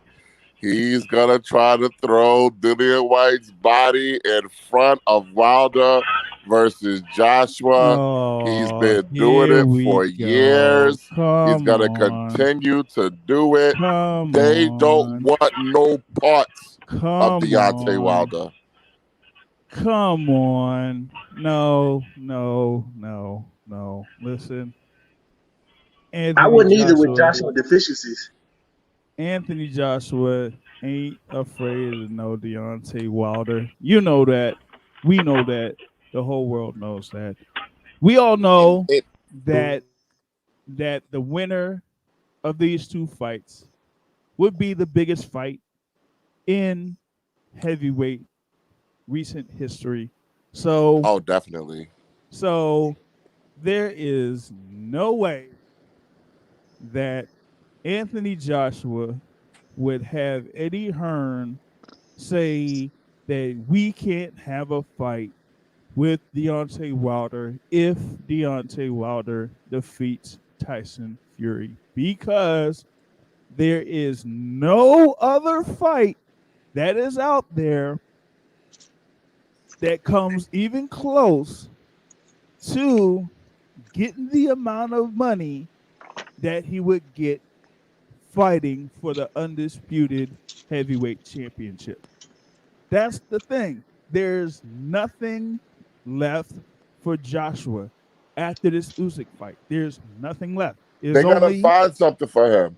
They're gonna find a way to avoid fighting can't. Deontay Wilder, man. I'm telling There, you. no, and no. And you're gonna let them off. No. that would make Hearn the worst promoter in the game if he finds a way to fuck up that money. That is just too much money for him to fuck that up. Way too much. It's way too much. Like, it's way too much. Like, if you, like, you can't, you can't see yourself not putting you and your guy in position to have the highest grossing fight in history, regardless of who it is. You can't have it to that particular point to where it would be the highest grossing fight in history. And here's the other thing too, right? If Fury beats Wilder, what makes anyone think there's a guarantee that Tyson Fury is gonna go ahead and fight Anthony Oh, Joshua? come on, we know that. You already know what I said. You can't trust a crackhead. Listen, we already know that. That What goes kind of without number saying. would Wilder do? Could it break Canelo, Mayweather? I mean, or Mayweather Pacquiao records? No. You gotta understand, Manny Pacquiao and Floyd, they were able to do 1 million separately in pay-per-view. Floyd was able to do 2 million 2 times separately. So that's a whole different level of fame. But I do think they can touch the heavyweight record of Lewis versus Tyson. I missed that when Matt was talking, but we all agreed that they're not gonna fight Wilder if he win, right? Oh, nope. Yeah. Nope. Yeah. Nope. Yeah. Yeah. The only person that would stop it is Hearn himself. That's it. That's it. Like Joshua would want to fight. There's like I said, from a financial perspective, what else is out there where he could, generate the amount of money that he could generate for a fight against Wilder at this point? Listen, the only thing Especially I know now. is that the WBA ain't called a heavyweight mandatory since Joshua versus Povetkin, and even that was weird because they never. I mean, who's to say that Joshua will still be with Hearn after this fight? You know, he's a free agent after this fight. Yeah, but I think he'll still be with Hearn. He's a pretty loyal guy. And but what can Hearn do for him that he can't do for himself at this point? Hearn still has that StubHub deal where they basically buy up all the tickets and then they resell them to people. So that's not exclusive to Hearn. AJ could do that. No, he can't. Yes, he can. AJ can do that. So. Or he got the Sky deal. He could stick with Sky and run his own promotion. Yeah, he could stick with Sky. I think he's gonna stick with Sky, but I also think Eddie Hearn is still gonna be his promoter. I don't think he's gonna change anything. He's gonna have 258 management, Eddie Hearn match him as promoter, and then he's gonna have Sky as his network. If you look at what just happened, is it a coincidence that as soon as Derek Chisora signs with AJ 258 management, the next day he has a fight announced with Eddie Hearn for Joseph Parker, the rematch, literally the next day? I don't think that's a coincidence. I think they're all working together, and they're going to continue to work together because they've all made a lot of money. Hey, if the gravy train keeps getting them money, then why stop it? You know what I mean? Why stop it? Exactly. You see, Jacobs never got rid of Al Heyman. He was just like, hey, I like the setup. Eddie's the promoter. I got Keith Connolly. I got Al Heyman. It is what it is. Yeah. But, I mean, the thing with the WBA, like I was saying before, like, they really ain't doing that much with the super champions in any division. They're saying, the whole situation with the interim champ, take away the interim belts and have those guys fight the world champ. Yeah. So what's the WBA going to do? They're going to order Anthony Joshua to fight Trevor Bryan? Yep. I think Eddie Hearn going to force it. Or they're going to have him fight Dubois. No way.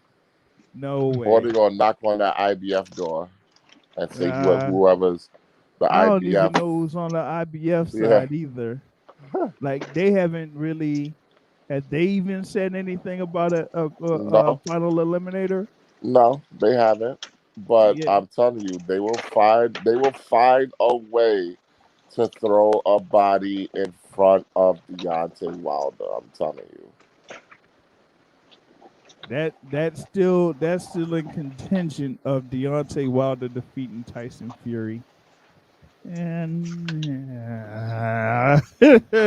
We'll you see. have to, you listen. You might have to come up with some other bet.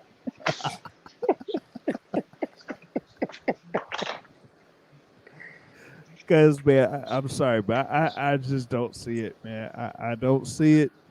I mean, like our last conversation, you weren't necessarily confident in the strategy of the camp of Deontay Wilder. So, Yeah, I wasn't man, feeling the weight. uh, But then they put out a workout video and I'm back on. Yeah, I'm very easy to please. oh man. Oh, but that's like, yeah, that. Like I said, these 2 weeks in the heavyweight division, that's gonna be something, man. We just all we want to do is just see what is gonna end up being the biggest fight in the heavyweight division come 2022, and we'll see who comes out of these two fights as the number one and number two guys in the heavyweight division, man. What else is out there, man?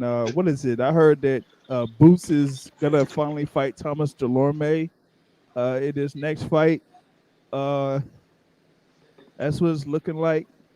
'Cause remember, like at one point he was supposed to fight Delorme, but Delorme ended up getting COVID, so that was like kind of like scratched from Boots' schedule. But people are saying like, nobody really wants to go ahead and fight Boots in this. At least none of these other top guys in the welterweight division. So it just ends up, being that he'll eventually fight Thomas Lorme. I think he should be part of that rescheduled card for Cool Boy Stephen Fulton against Omar Figueroa Jr. or is it Brandon Figueroa? I mean Heartbreaker, that unification fight because they had rescheduled that fight after Figueroa got tested positive for COVID. So that fight was supposed to be last night. God damn, man! All these damn postponements and cancellations, man. We can't have no more of them, man. I don't know if we could afford another one of these postponements, man. It's crazy. Um, what about this thing with what did they announce the whole thing with Ryan Garcia and Jojo Diaz yet? No. Oh, well, who knows how that's gonna end up. They Corey, all you got some something? bullshit. JoJo's just online calling out Haney and somebody else in one post. Yeah, Ryan Garcia. Oh, he's talking about fighting two guys at the same time. Yeah, like listen, enough of the internet talk. Let me know when you have a fucking fight to announce. Enough of these guys. He's like I'm sick of all this, Like all they this. think we like this shit. We only like this shit when it leads to an actual fight. We don't like it just to hear y'all going back and forth on Twitter. Now, if y'all want to talk shit and then the fight is signed and then y'all gonna get it on the ring, then I'm all for the trash talk. But I don't like trash talk when it don't lead to nothing. Yeah, because that's all it's been with a lot of those guys, man. Yeah, All it's been man. is trash talk. All these Twitter beefs. Yup. Devin Haney talking all that shit to Gary Russell, but then Yeah. he don't want to be serious about a deal. Ryan Yep. Garcia talking shit to Tank, then he want to go chase Pacquiao. You got Devin Haney talking shit well, I can't really blame Devin because Devin didn't do nothing this time. I can't blame him for these two clowns because these two clowns claimed they were going to fight him, and now all of a sudden they want to fight each other, and now they don't want to fight each other. It just is what it is. Just let me know when y'all fighting. I just want to see Tank versus Rolly anyway. I don't care about none of these dudes. Yeah, that's gonna happen. Like we were saying before, that's gonna happen in December, sometime in December. We'll see how that materializes. But yeah, with these other lightweights, all they doing is just talking. They ain't really doing much of nothing. Uh, You got, of course, Teofimo Lopez going up against Monday Night Football in October. Yeah. Oh goodness, man, that's Hey, at that's least he's gonna kick off Fury versus Wilder fight week. yeah, that's true. But who knows how many tickets they're gonna be able to get through in that particular I'm gonna go instance. Because what? Because the fight or because of the verses? because of the 'Cause they- verses. I just want to hear what they're gonna announce. If it's something good, I got to see that. If they don't announce no hip hop battle for this one, then they're so stupid because these events have been perfect together. yeah, yeah, they've kind of like got a good little formula with that. So hopefully they keep that whole little streak going Yeah. with all And that. speaking So of tickets, it's about 2,600 tickets left for Wilder versus Fury 3. Do you think yo, they're gonna have a clean sellout? oh, see, there we go. We hadn't had one of these in a long time. The dot counting report with Yeah, Matthew man, we Brown. back, baby. Listen, I'm ready. It's only 3 weeks away, man. Yeah, 3 weeks. Let's go. Back in blood. this man out here talking about glass ain't glass. Yeah, man. Oh man. Oh goodness, yo. What else out there, man? What was the thing? They what did they announce the whole thing with Lomachenko and Comey? Well, it was Lomachenko's quote unquote official account, whatever that is, Lomas official. I didn't see anything from Top Rank. I didn't see no posters or anything. So Right. I'm not going to consider it official until I hear it from Top Rank. From Top Rank, yeah. Uh yeah, like the thing is, like you said, man, you can't really say nothing until these fights are official, man. Like Yeah. What you think about J Rock coming back on the Wilder versus Fury prelim so against that? that's gonna be part of what the Fox prelim joints Yeah, and it's going to be whatnot. the opening fight. What they only gonna have one fight on Fox, or are they gonna have a couple No, fights? Berlanga's fighting too. Yeah, but that's on the ESPN side though. No, it's all going to be on the same Are they gonna telecast. be? Oh shoot! Yeah, Well, they shoot. Hey. simulcasted.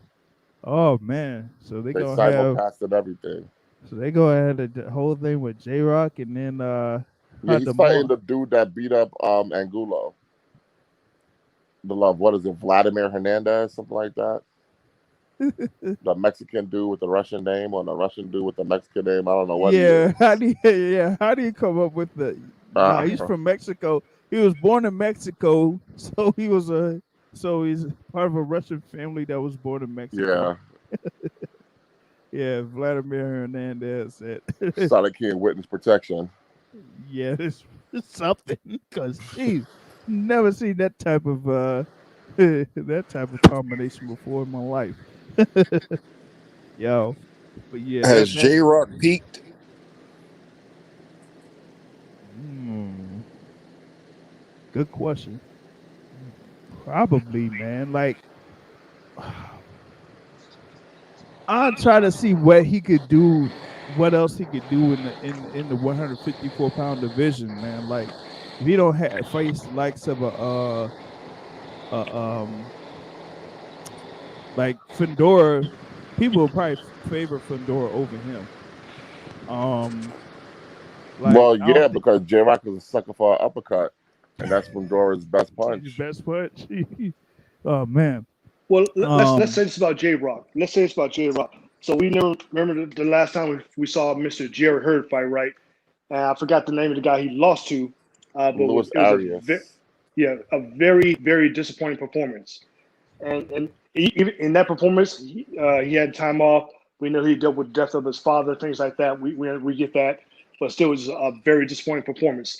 So J Rock was come out here and pretty much have the same type of performance, just like that. You got two of the main people that were at 154 are pretty much now I don't know, not significant anymore. Well, I'm not gonna hold Okay. that Hurd performance against them for the simple fact that these motherfuckers were slipping and sliding inside that wet ass ring, and I thought they shouldn't have been fighting in that ring. I think there were times where J-Rock hurt areas, but Hurt. they had to stop the competition because the ring was too wet. Yeah. So how much of a factor did that play into it to where J-Rock couldn't press any advantages that he had because the ring was too wet? And we know J-Rock's style. I said J-Rock. We know Jared Hurd's style. He liked to get in there. He liked to bang on the inside. All this stuff. It's kind of hard to do your style when you don't have your feet under you. Word. Yep. All right. So here's the thing with J Rock, right? If I'm gonna, keep Jared Hurd there at 154, these I'll put those two in these other, groups of contenders here at 154. So J Rock, Jared Hurd, Erickson Lubin, Tony Harrison, Sebastian Fundora. Who would come out of all that? Fundora. I think you might be right on that because Harrison, and I tell you with Harrison last loss, if plus I would love him Harrison, who we just talked about Jared Hurd and J Rock. It's like those guys were at the forefront of 154, and just like that in the blink of an eye, their careers are different, and the way we perceive them is different. So it's crazy. So like I said, I think Fundora is definitely the hot ticket at 154 right now. So probably right about that. And he's the only one of those guys that we haven't seen hurt. And he's taking some pretty good shots because he gets hit, but we've never seen him hurt. Yeah, And he got hit in that last fight. He sure got hit in that last fight. Yeah. I mean, this dude, Fundora, is so much of an anomaly at 154. Tall, skinny, and who's the last big, tall, skinny guy you've seen in any weight class? And don't even talk about Tommy Harris. We know he was just a beast at 147, things like that. But going forward in the modern era, who's been tall and skinny and effective like Fundora? Probably Paul Williams. Yep, that's what I was going to say. Great example. Yep. High punch rate, high punch output. Now, what do we think about this IBF guy that's waiting for his mandatory with Charlo? Has anybody ever actually seen him fight? No, I don't think so. Probably. Wait, hold. Nah, I haven't seen him. I don't think so. Nah, I'll be honest. I've never seen him before. I still don't know how he became the mandatory. Usually with the WBF, they kind of have some questionable ways of how they become mandatories. I was trying to figure out if I did see him at one point. I did, but that was like way back in 2018 or something like that. I think he was part of that Kovalev Alvarez first fight over there at Atlantic City. I seen him then, but I ain't seen him since. And I don't see where he became a IBF mandatory. Pretty much kind of similar to how Golovkin, when he fought his last mandatory IBF mandatory, we don't know how he became mandatory. So IBF has their strange ways of naming fighters or mandatory challengers in some cases. So it's a weird situation there with that, man. But yeah, I haven't seen Murtazaliev in the ring since then. And don't forget to Mikey Garcia's upcoming fight with name whoever in lieu of fighting we're gonna forget Prograis. that. Yeah, we're gonna forget that because Prograis is definitely pissed because he's like, who's this guy? Where'd he come from? But he said he kind of gets it because Mikey Garcia has a name, commands a certain amount, and whereas they didn't want to pay that much for Mikey Garcia versus Prograis. Listen, Prograis had his chance. He had his chance to catch on with the PBC. He had his chance to impress Al and the boys.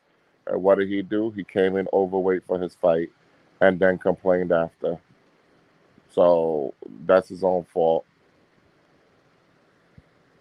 Oh, well, I mean, that sucks for him, man. I guess because right now he probably is gonna be, stuck without, stuck without a fight, probably for the remainder of the year, man.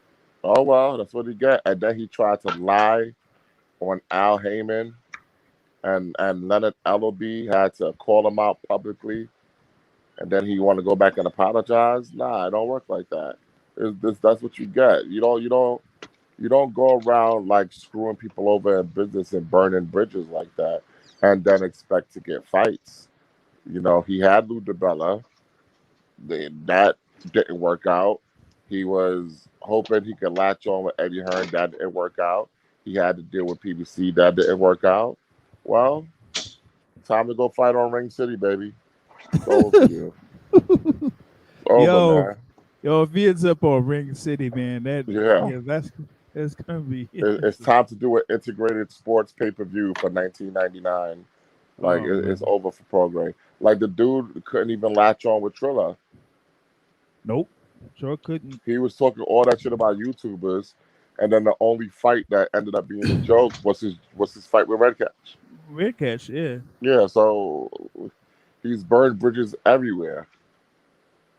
Man, and he can't even get in with Top Rank, and Top Rank pretty much has like probably would have the most guys that he could end up fighting at 140. Yeah, I don't think Oh, he belongs at 140.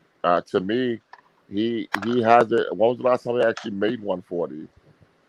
yeah, but It's been a couple years now. So to me, it's time for him to step up, be a man, and go to 147 with the heavy hitters.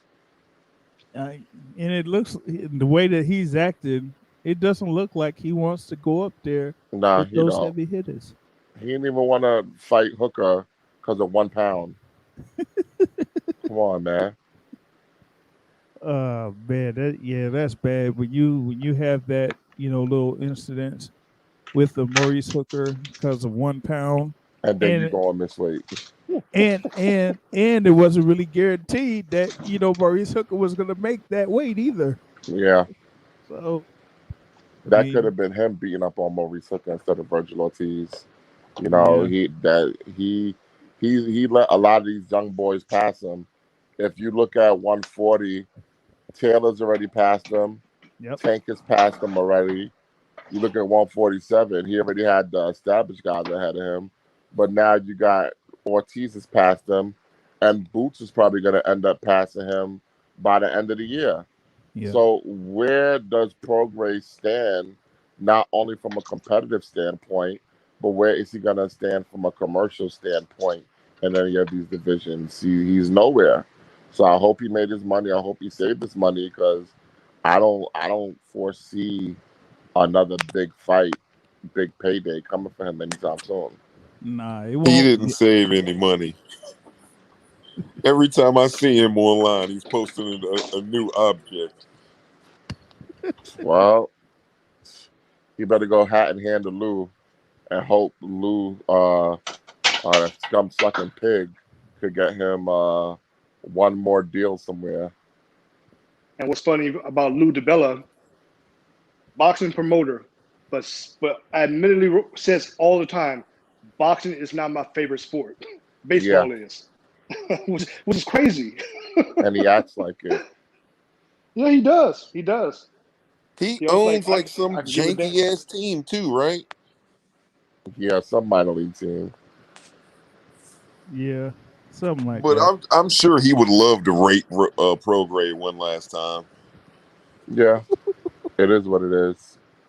Nah, I don't see Progress doing anything. There's nothing really out there for him at 140, and the only guys that he could probably fight at like a 147 is maybe like a Custio Clayton or Whack. some unknown dude. And since he can't really get in with Eddie Hearn, they can't really make a fight between him and Conor Ben either. So Why can't they make the fight with Prograde and Boots? Prograde, if Prograde wants to have a extended career, He wouldn't want to Hey, have that man. fight. Listen, he ain't making 140. Yeah, he ain't making 140, but yeah, if he even gets to like 144 or 145 going up against Boots, Boots is gonna he might end up beating him from pillar to post, man. Yeah, What's that word you guys always use all the time? Chicken. What is it? barbecue chicken alert! Barbecue There chicken alert! Yeah, it's definitely a barbecue chicken alert on that. If they even had any thoughts of doing that, man. What else is out there? Of course, Manny Pacquiao announced that he's running for president. Yeah. What else? Oh, they did. Then they announced the thing for Josh Taylor and his mandatory defense coming up against Yeah. Canelo. Yeah, nobody Yeah, cares.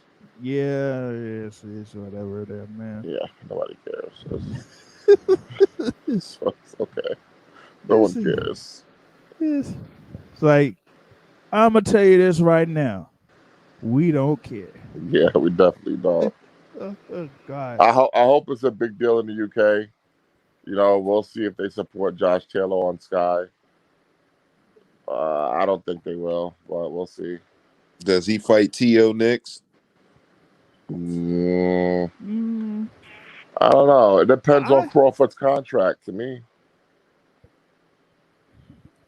I think so. Cause I don't see Lopez being at 135 after this fight. You know that Yeah, he has but in October, you but don't think Taylor can move up if Crawford resigns with Top Rank? yeah, he probably would. He likely would. Because as So much as we like T.O. and as much as we shit on Crawford, Crawford's still a bigger star, still a bigger draw, still more revenue. So that's a bigger fight for Taylor than the T.O. fight would be. yeah, it would definitely would. So so yeah, if Teofimo Lopez moves up to 140 and Taylor ends up fighting Crawford, then Lopez will just end up holding the bag or whatever it is. Maybe they'll have him fight Jose Ramirez for a vacant Oh belt or my something. God. I mean, there really isn't that much else out there at 140 over on the Top Rank side. There's a whole lot of fighters on the PBC side at 140, Oh but yeah. yeah, Top Rank, it's because you can have a lot. You still could have a lot of good fights at 140. Yeah. There for the Maybe he PBC could side, fight a certain Mr. Gary Antoine Russell.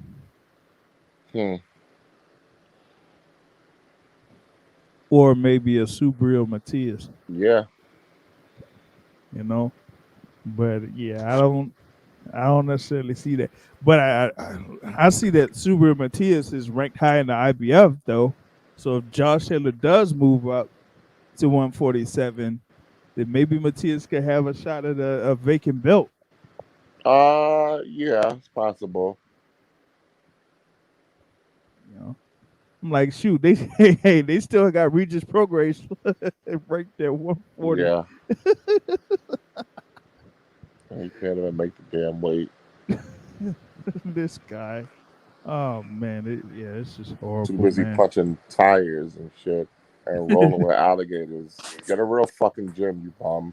What's wrong with you, God? Take your ass to Planet Fitness and T.O. goddamn weights. T.O. name dropped Josh Taylor this week, right? Yeah. So that's just bullshit then. Not necessarily. I'm telling you, it depends on what's going on with Crawford. Now, the Okay. thing is, T.O.'s going first in October. Crawford's going next in November. And then Josh is going in December. After that, we'll see how things shake out. In your gut, do you think Crawford resigns? Yeah.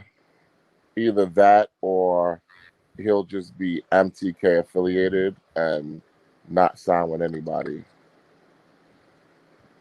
I But hope I he definitely doesn't don't do think that. he's not crossing the street to PBC. That's not happening. Damn. And that's gonna suck. So that means if he goes ahead and he gets through Sean Porter, then that'll pretty much be it. No, I don't As think so. well, MTK, listen, I mean, even though they're owned by a murderous Irish drug lord, they seem to be able to get fights done. You know, that drug money run long. hey, I Why, mean, why would he sign with listen. PBC? Tell me why he not signing with Because PBC. he doesn't need to. I mean, yeah, If I you mean, look at the PBC model, they don't really care for promoters that much. So if they could let Terence Crawford do some Terence Crawford promotions or some shit, whatever his shit is called. He could be his only promoter to just But hammer out a deal. will Bomac allow that? Bomac ain't got no choice. You think Bomac want to end up with an Irish car bomb? Come on, man. Ain't got no choice. You gotta stay in line now. Oh You gotta stay in line now. The mob is back in boxing. Yeah, Is he I was about to is he say something making? like yo, the mob is back. Yeah, man. Hey, what was that? Who was that was talking about? Oh, boxing would be better if the Oh, mob that was was involved. Oh my Raging god! Babe. Oh God. Well, She got owned this week you better too. get your wish. Oh god! She got owned by Serrano. Yeah, Oh, well, word! I missed that. Oh shoot! they were going back and forth. Oh But nobody really man! cares about women boxing like that. So, it's She Yeah, was of course. capping for Of, DeBella, of, and Serrano snapped. yeah, like he got the that is true though. She said something real stupid. Like why do these people think that these promoters should be paid in perpetuity? Like you don't own the fighter for the rest of his career. Y'all had y'all run together, contract's over, it's over. Like mm, like let it be. If he was uh, doing something for her, she would have had no problem re-signing with him. But obviously, she didn't do such a bang up. He didn't do such a bang up job for her. So and she feels right. like she wants to be a free agent and she wants to just do business with Jake Paul's management team. I mean, hey, if it brings more interest towards her, in the Yeah. long run, why not? And if Lou DiBella had money, he'd have been paid Rick Glazer back his $7,500. So we know Lou DiBella broke, man. If Jake Paul can get her a better deal, that just goes to show you how good of a promoter he really is. Oh yeah. They're saying that he did like 500K in pay-per-view sales. Well, I Well, mean, the thing with Lou DiBella, man, outside of the like his relationships with fighters like B Hop and Jermaine Taylor. Outside of that, he really kind of like just did fights over in New York and like had New York fights, yeah. and just did that. But as far as like big time stuff, especially over the last 10 years or so, we really haven't seen much from DeBella Entertainment when it comes to that. Yeah, it's only been whatever work Al Heyman basically gave him with the PBC, and he fucked that up too. Oh God. See, and that's why you only got Tom Brown running everything Yeah, now. So until yeah, he. Oscar comes home, of course. Oh God, is he out of the hospital yet? Yeah, yo, he's out of the hospital. He's back dancing, singing, doing his thing. Let's go, Oscar. Beat Oh. COVID in 3 days. Legend. Was in the hospital, now back at it. Hey, he Oh said he was no. in the best shape of his life, man. I was dying laughing. I Oh, love Oscar, geez. man. Oh man. Speaking of guys that are in the best shape of their lives. since Oscar could have fought Vitor Belfort last weekend and ended up being Evander Holyfield. What's up with all these guys, man, that's trying to get in this ring, man? It's I a know y'all check. seen it. It's I a know you. check, bro. Yeah. Well, it Hey, listen, I remember you looks had like Riddick our Bowe on the guy. show. Yeah, you had him on the show. Yeah, man. A Our guy motherfucker, Riddick Bowe, man. he couldn't talk for shit when he was on the show. Yeah, man. Oh, he was talking like that. You know, the motherfucker, You know Lennox what Lewis, I mean? Lennox Lewis, I'll still beat his ass right now, Lennox Lewis. This is what we got going on here. Yeah, man. I'm like, yo. You know, I was excited for this fight because I thought that Bo would use this as a reason to get back in shape, but he didn't.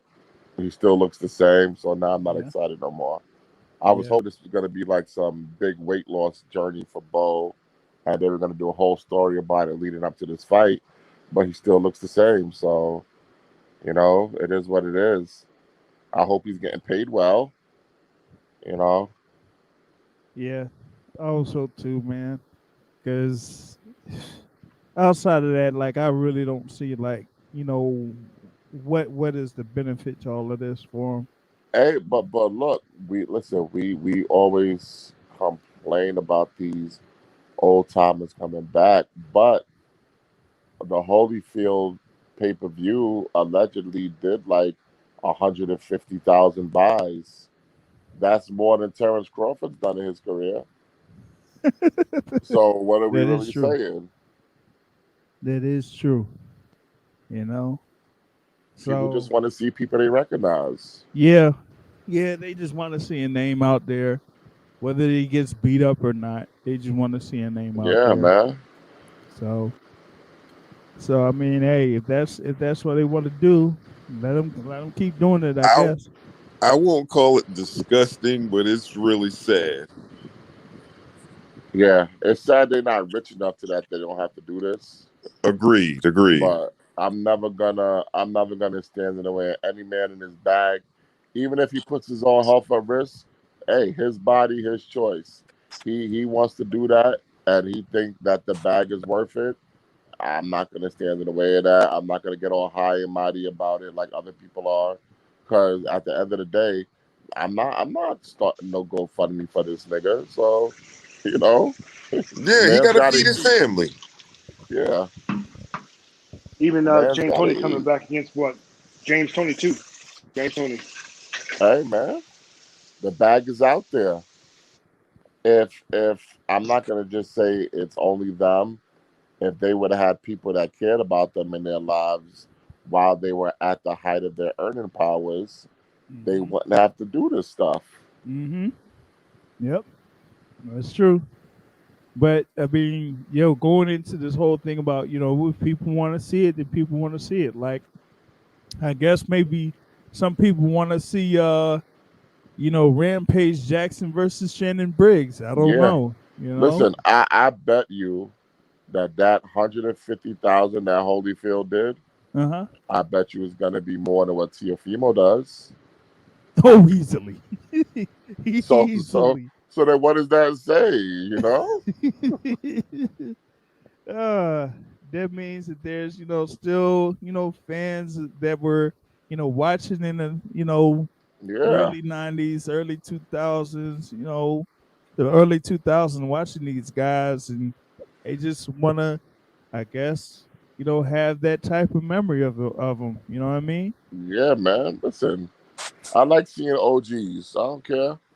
Listen, Floyd could come back as many times as he want, and I will watch.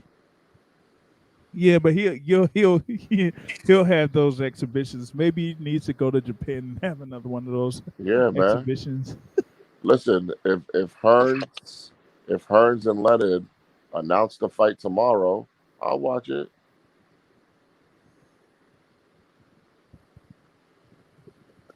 God. Oh man,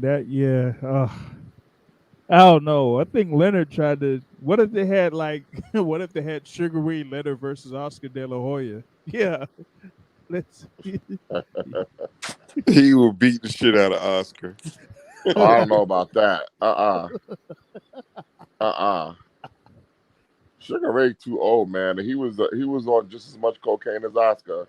So I don't know about that. I don't know about that. Hey. Both of them live fast lives.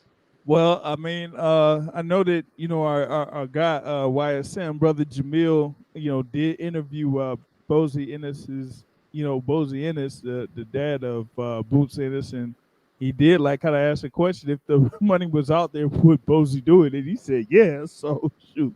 Hell yeah, why not? Hey, since we're talking about retired fighters fighting each other, how about Keith Thurman versus Gary Russell? Oh my God. I'll do that. Gary Hey. Russell might beat Thurman at this point. Damn. You think it's over for Thurman like that? He been out the ring too long. And if Riverside Rocky can almost finish him, I really believe Gary Russell could. Yeah, Russell won't stop throwing punches. Yeah, he won't stop throwing punches, but how how heavy would he be though? You know what I'm saying? What he gonna be at, like 139 or 140 or something? Hey, 141? he could do it. What was Riverside Rocky? He was always lighting the ass. He came up to fight Yeah, Thurman. yeah. Yeah. Jose Zito, yeah. Yeah, he was. Yeah, that was kind of. Yeah, I was like, man, if Thurman could get hurt by this dude, man, then shoot. Yeah, what's up with Thurman though, man? Like, if he ain't gonna, he like they were talking about fighting your Dennis Sugas, that ain't happening. He was supposed to be fighting, I guess, Sean Porter in a rematch, that ain't happening. And they had like little things about him saying that he could potentially fight Tank Davis, that ain't gonna happen. So, what in the world is he gonna do then? Is he just gonna chill out with his wife or something? Say that again? Yeah, and play his flute. Oh, yeah. I Yeah, like Thurman, though. That's my guy. To me, Thurman, he really, him and Sean Porter made the welterweight division hot. yeah. Oh, what was it? The WBA Well, did their thing for the welterweights, where what is it? Oh, Ugas, Ugas versus Staniotis. Sonionis, yeah, Jamal Yeah. James versus who? Well, Abel we knew Ramos, he was fighting Butayev already. That yeah, fight was supposed to happen in August, but I guess with the PBC schedule in flux, they still haven't rescheduled it. But they saying it must be done before like November something. yeah, and had like some type of deadline for that. Those fights that happen, and then the winners shall face each other. To try to consolidate all that. But yeah, I don't know, man. Well, we said before Pacquiao Ugas actually fought, we definitely agreed that it's whatever happened. If Ugas was to win that fight, and he didn't win that fight, now is a prime time for Thurman to reemerge and make some stuff happen for himself. To me, the guy just looks very comfortable being an announcer for the PBC, just hanging out in the telecast booth. No real priority in jumping back into the ring. But like I said, being that what happened, Ugas beat Pacquiao and pretty much sent him off into the sunset. As he's going to be going up to be the president for the Philippines now. Now is the perfect time for people like uh, Thurman, even Boots Ennis, who's getting to the top of 147, to make their moves and claim to be the titles. Because, like I said, with Spence still being on the show, we don't know exactly still what's going to happen with those belts that he has. Would he be maybe champion in recess? Things like that, we don't know. So if I was a Thurman and Boots is definitely trying to get at it. But if I was Thurman, I'm trying to fight whoever to get my name out there and being relevant at the top of the list. You see what I'm saying? That way I can secure a title shot when it does become available. So it's just sad. Like I said, to me, he just looks very comfortable in that booth.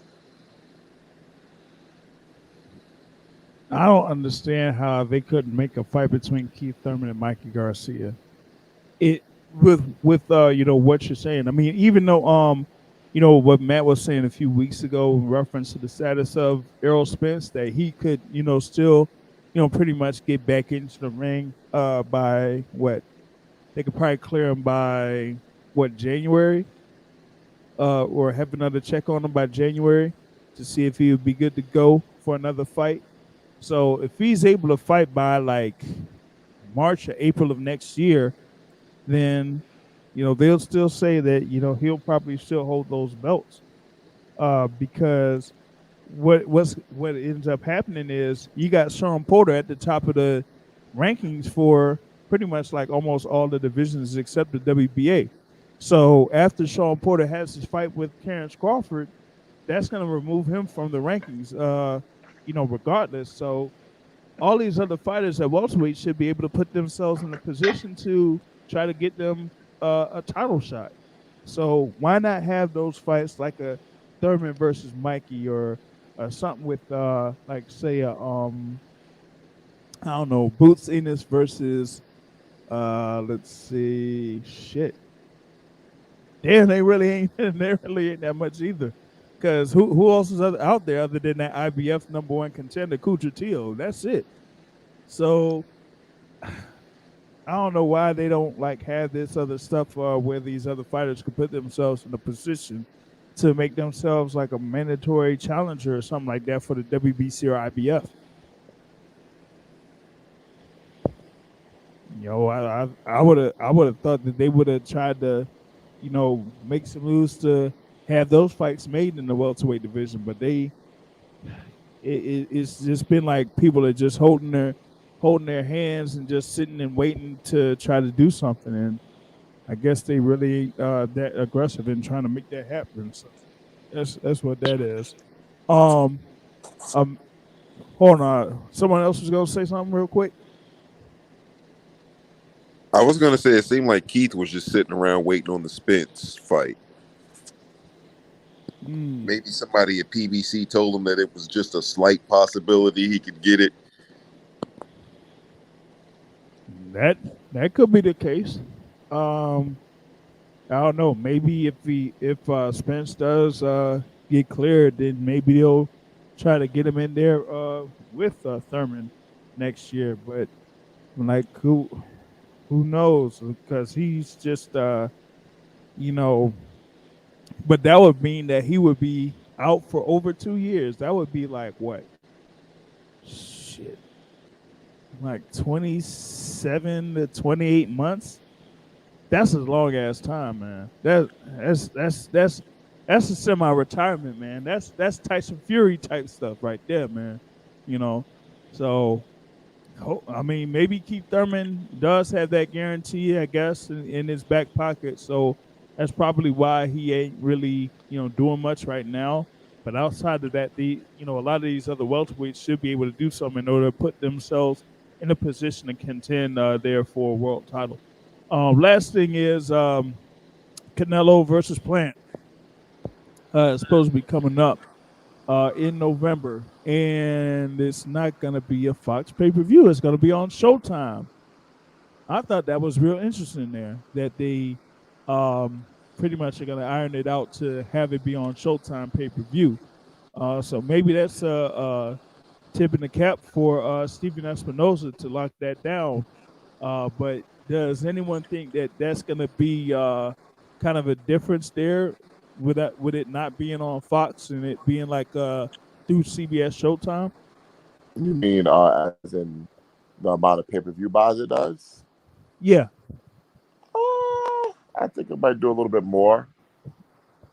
Canelo has a history with Showtime. You know, they could play on the Mayweather history. They could use Floyd to promote the fight as they do with every other event that has someone associated with Floyd. They could do some stuff with CBS, which is America's most watched network for the last 13 years. Even Caleb Plant, he's from Tennessee. Maybe they could do something with the Titans. You know, he fights out in Vegas. Maybe they could do something with the Raiders. You know, Canelo is big in Texas. Maybe they could do something with the Cowboys. You know, there's a lot of stuff that they can do NFL wise to Caleb Plant promote looks it. like Travis Kelce, so we could do Yeah, some with the man. So Chiefs. Chiefs, you know, a lot of stuff they can do to promote it. You know, and Steven Espinosa knows the pay-per-view business. He has been part of the biggest selling pay-per-views in boxing history. So let's see. It's interesting. Yeah, I mean, I just thought it would have been something that would have ended up a Fox Sports pay-per-view, but they ended up getting it locked down for Showtime. And like you're saying, I mean, he's been part of Showtime pay-per-views in the past. They did fairly well there with him and Floyd, and you had what was it, the thing where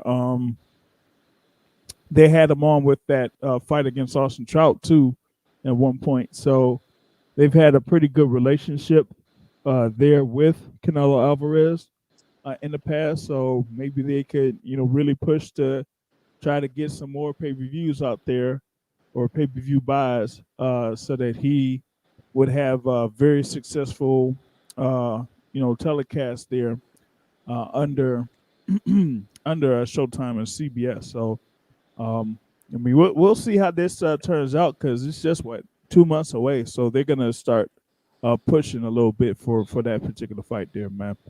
But with that being said, it's been a pretty full show here, about over 2 hours. It's very rare that we've done that here in a while. But that pretty much concludes it for this version of the podcast. And thank everyone that has taken part in it. We will be back at it here next week to talk about the results of the fights that happened over at Tottenham Hotspur Stadium, among other things. But like I say at the end of every show, folks, the point of boxing is to hit and not get hit, not to stand and trade. On that note, folks, I'm out. Have a good Bomb evening, squad, everybody. baby. Bomb squad. I said it first. Oh my God! Now we got two folks saying it. God damn it! Thanks for having me, guys. All right, man.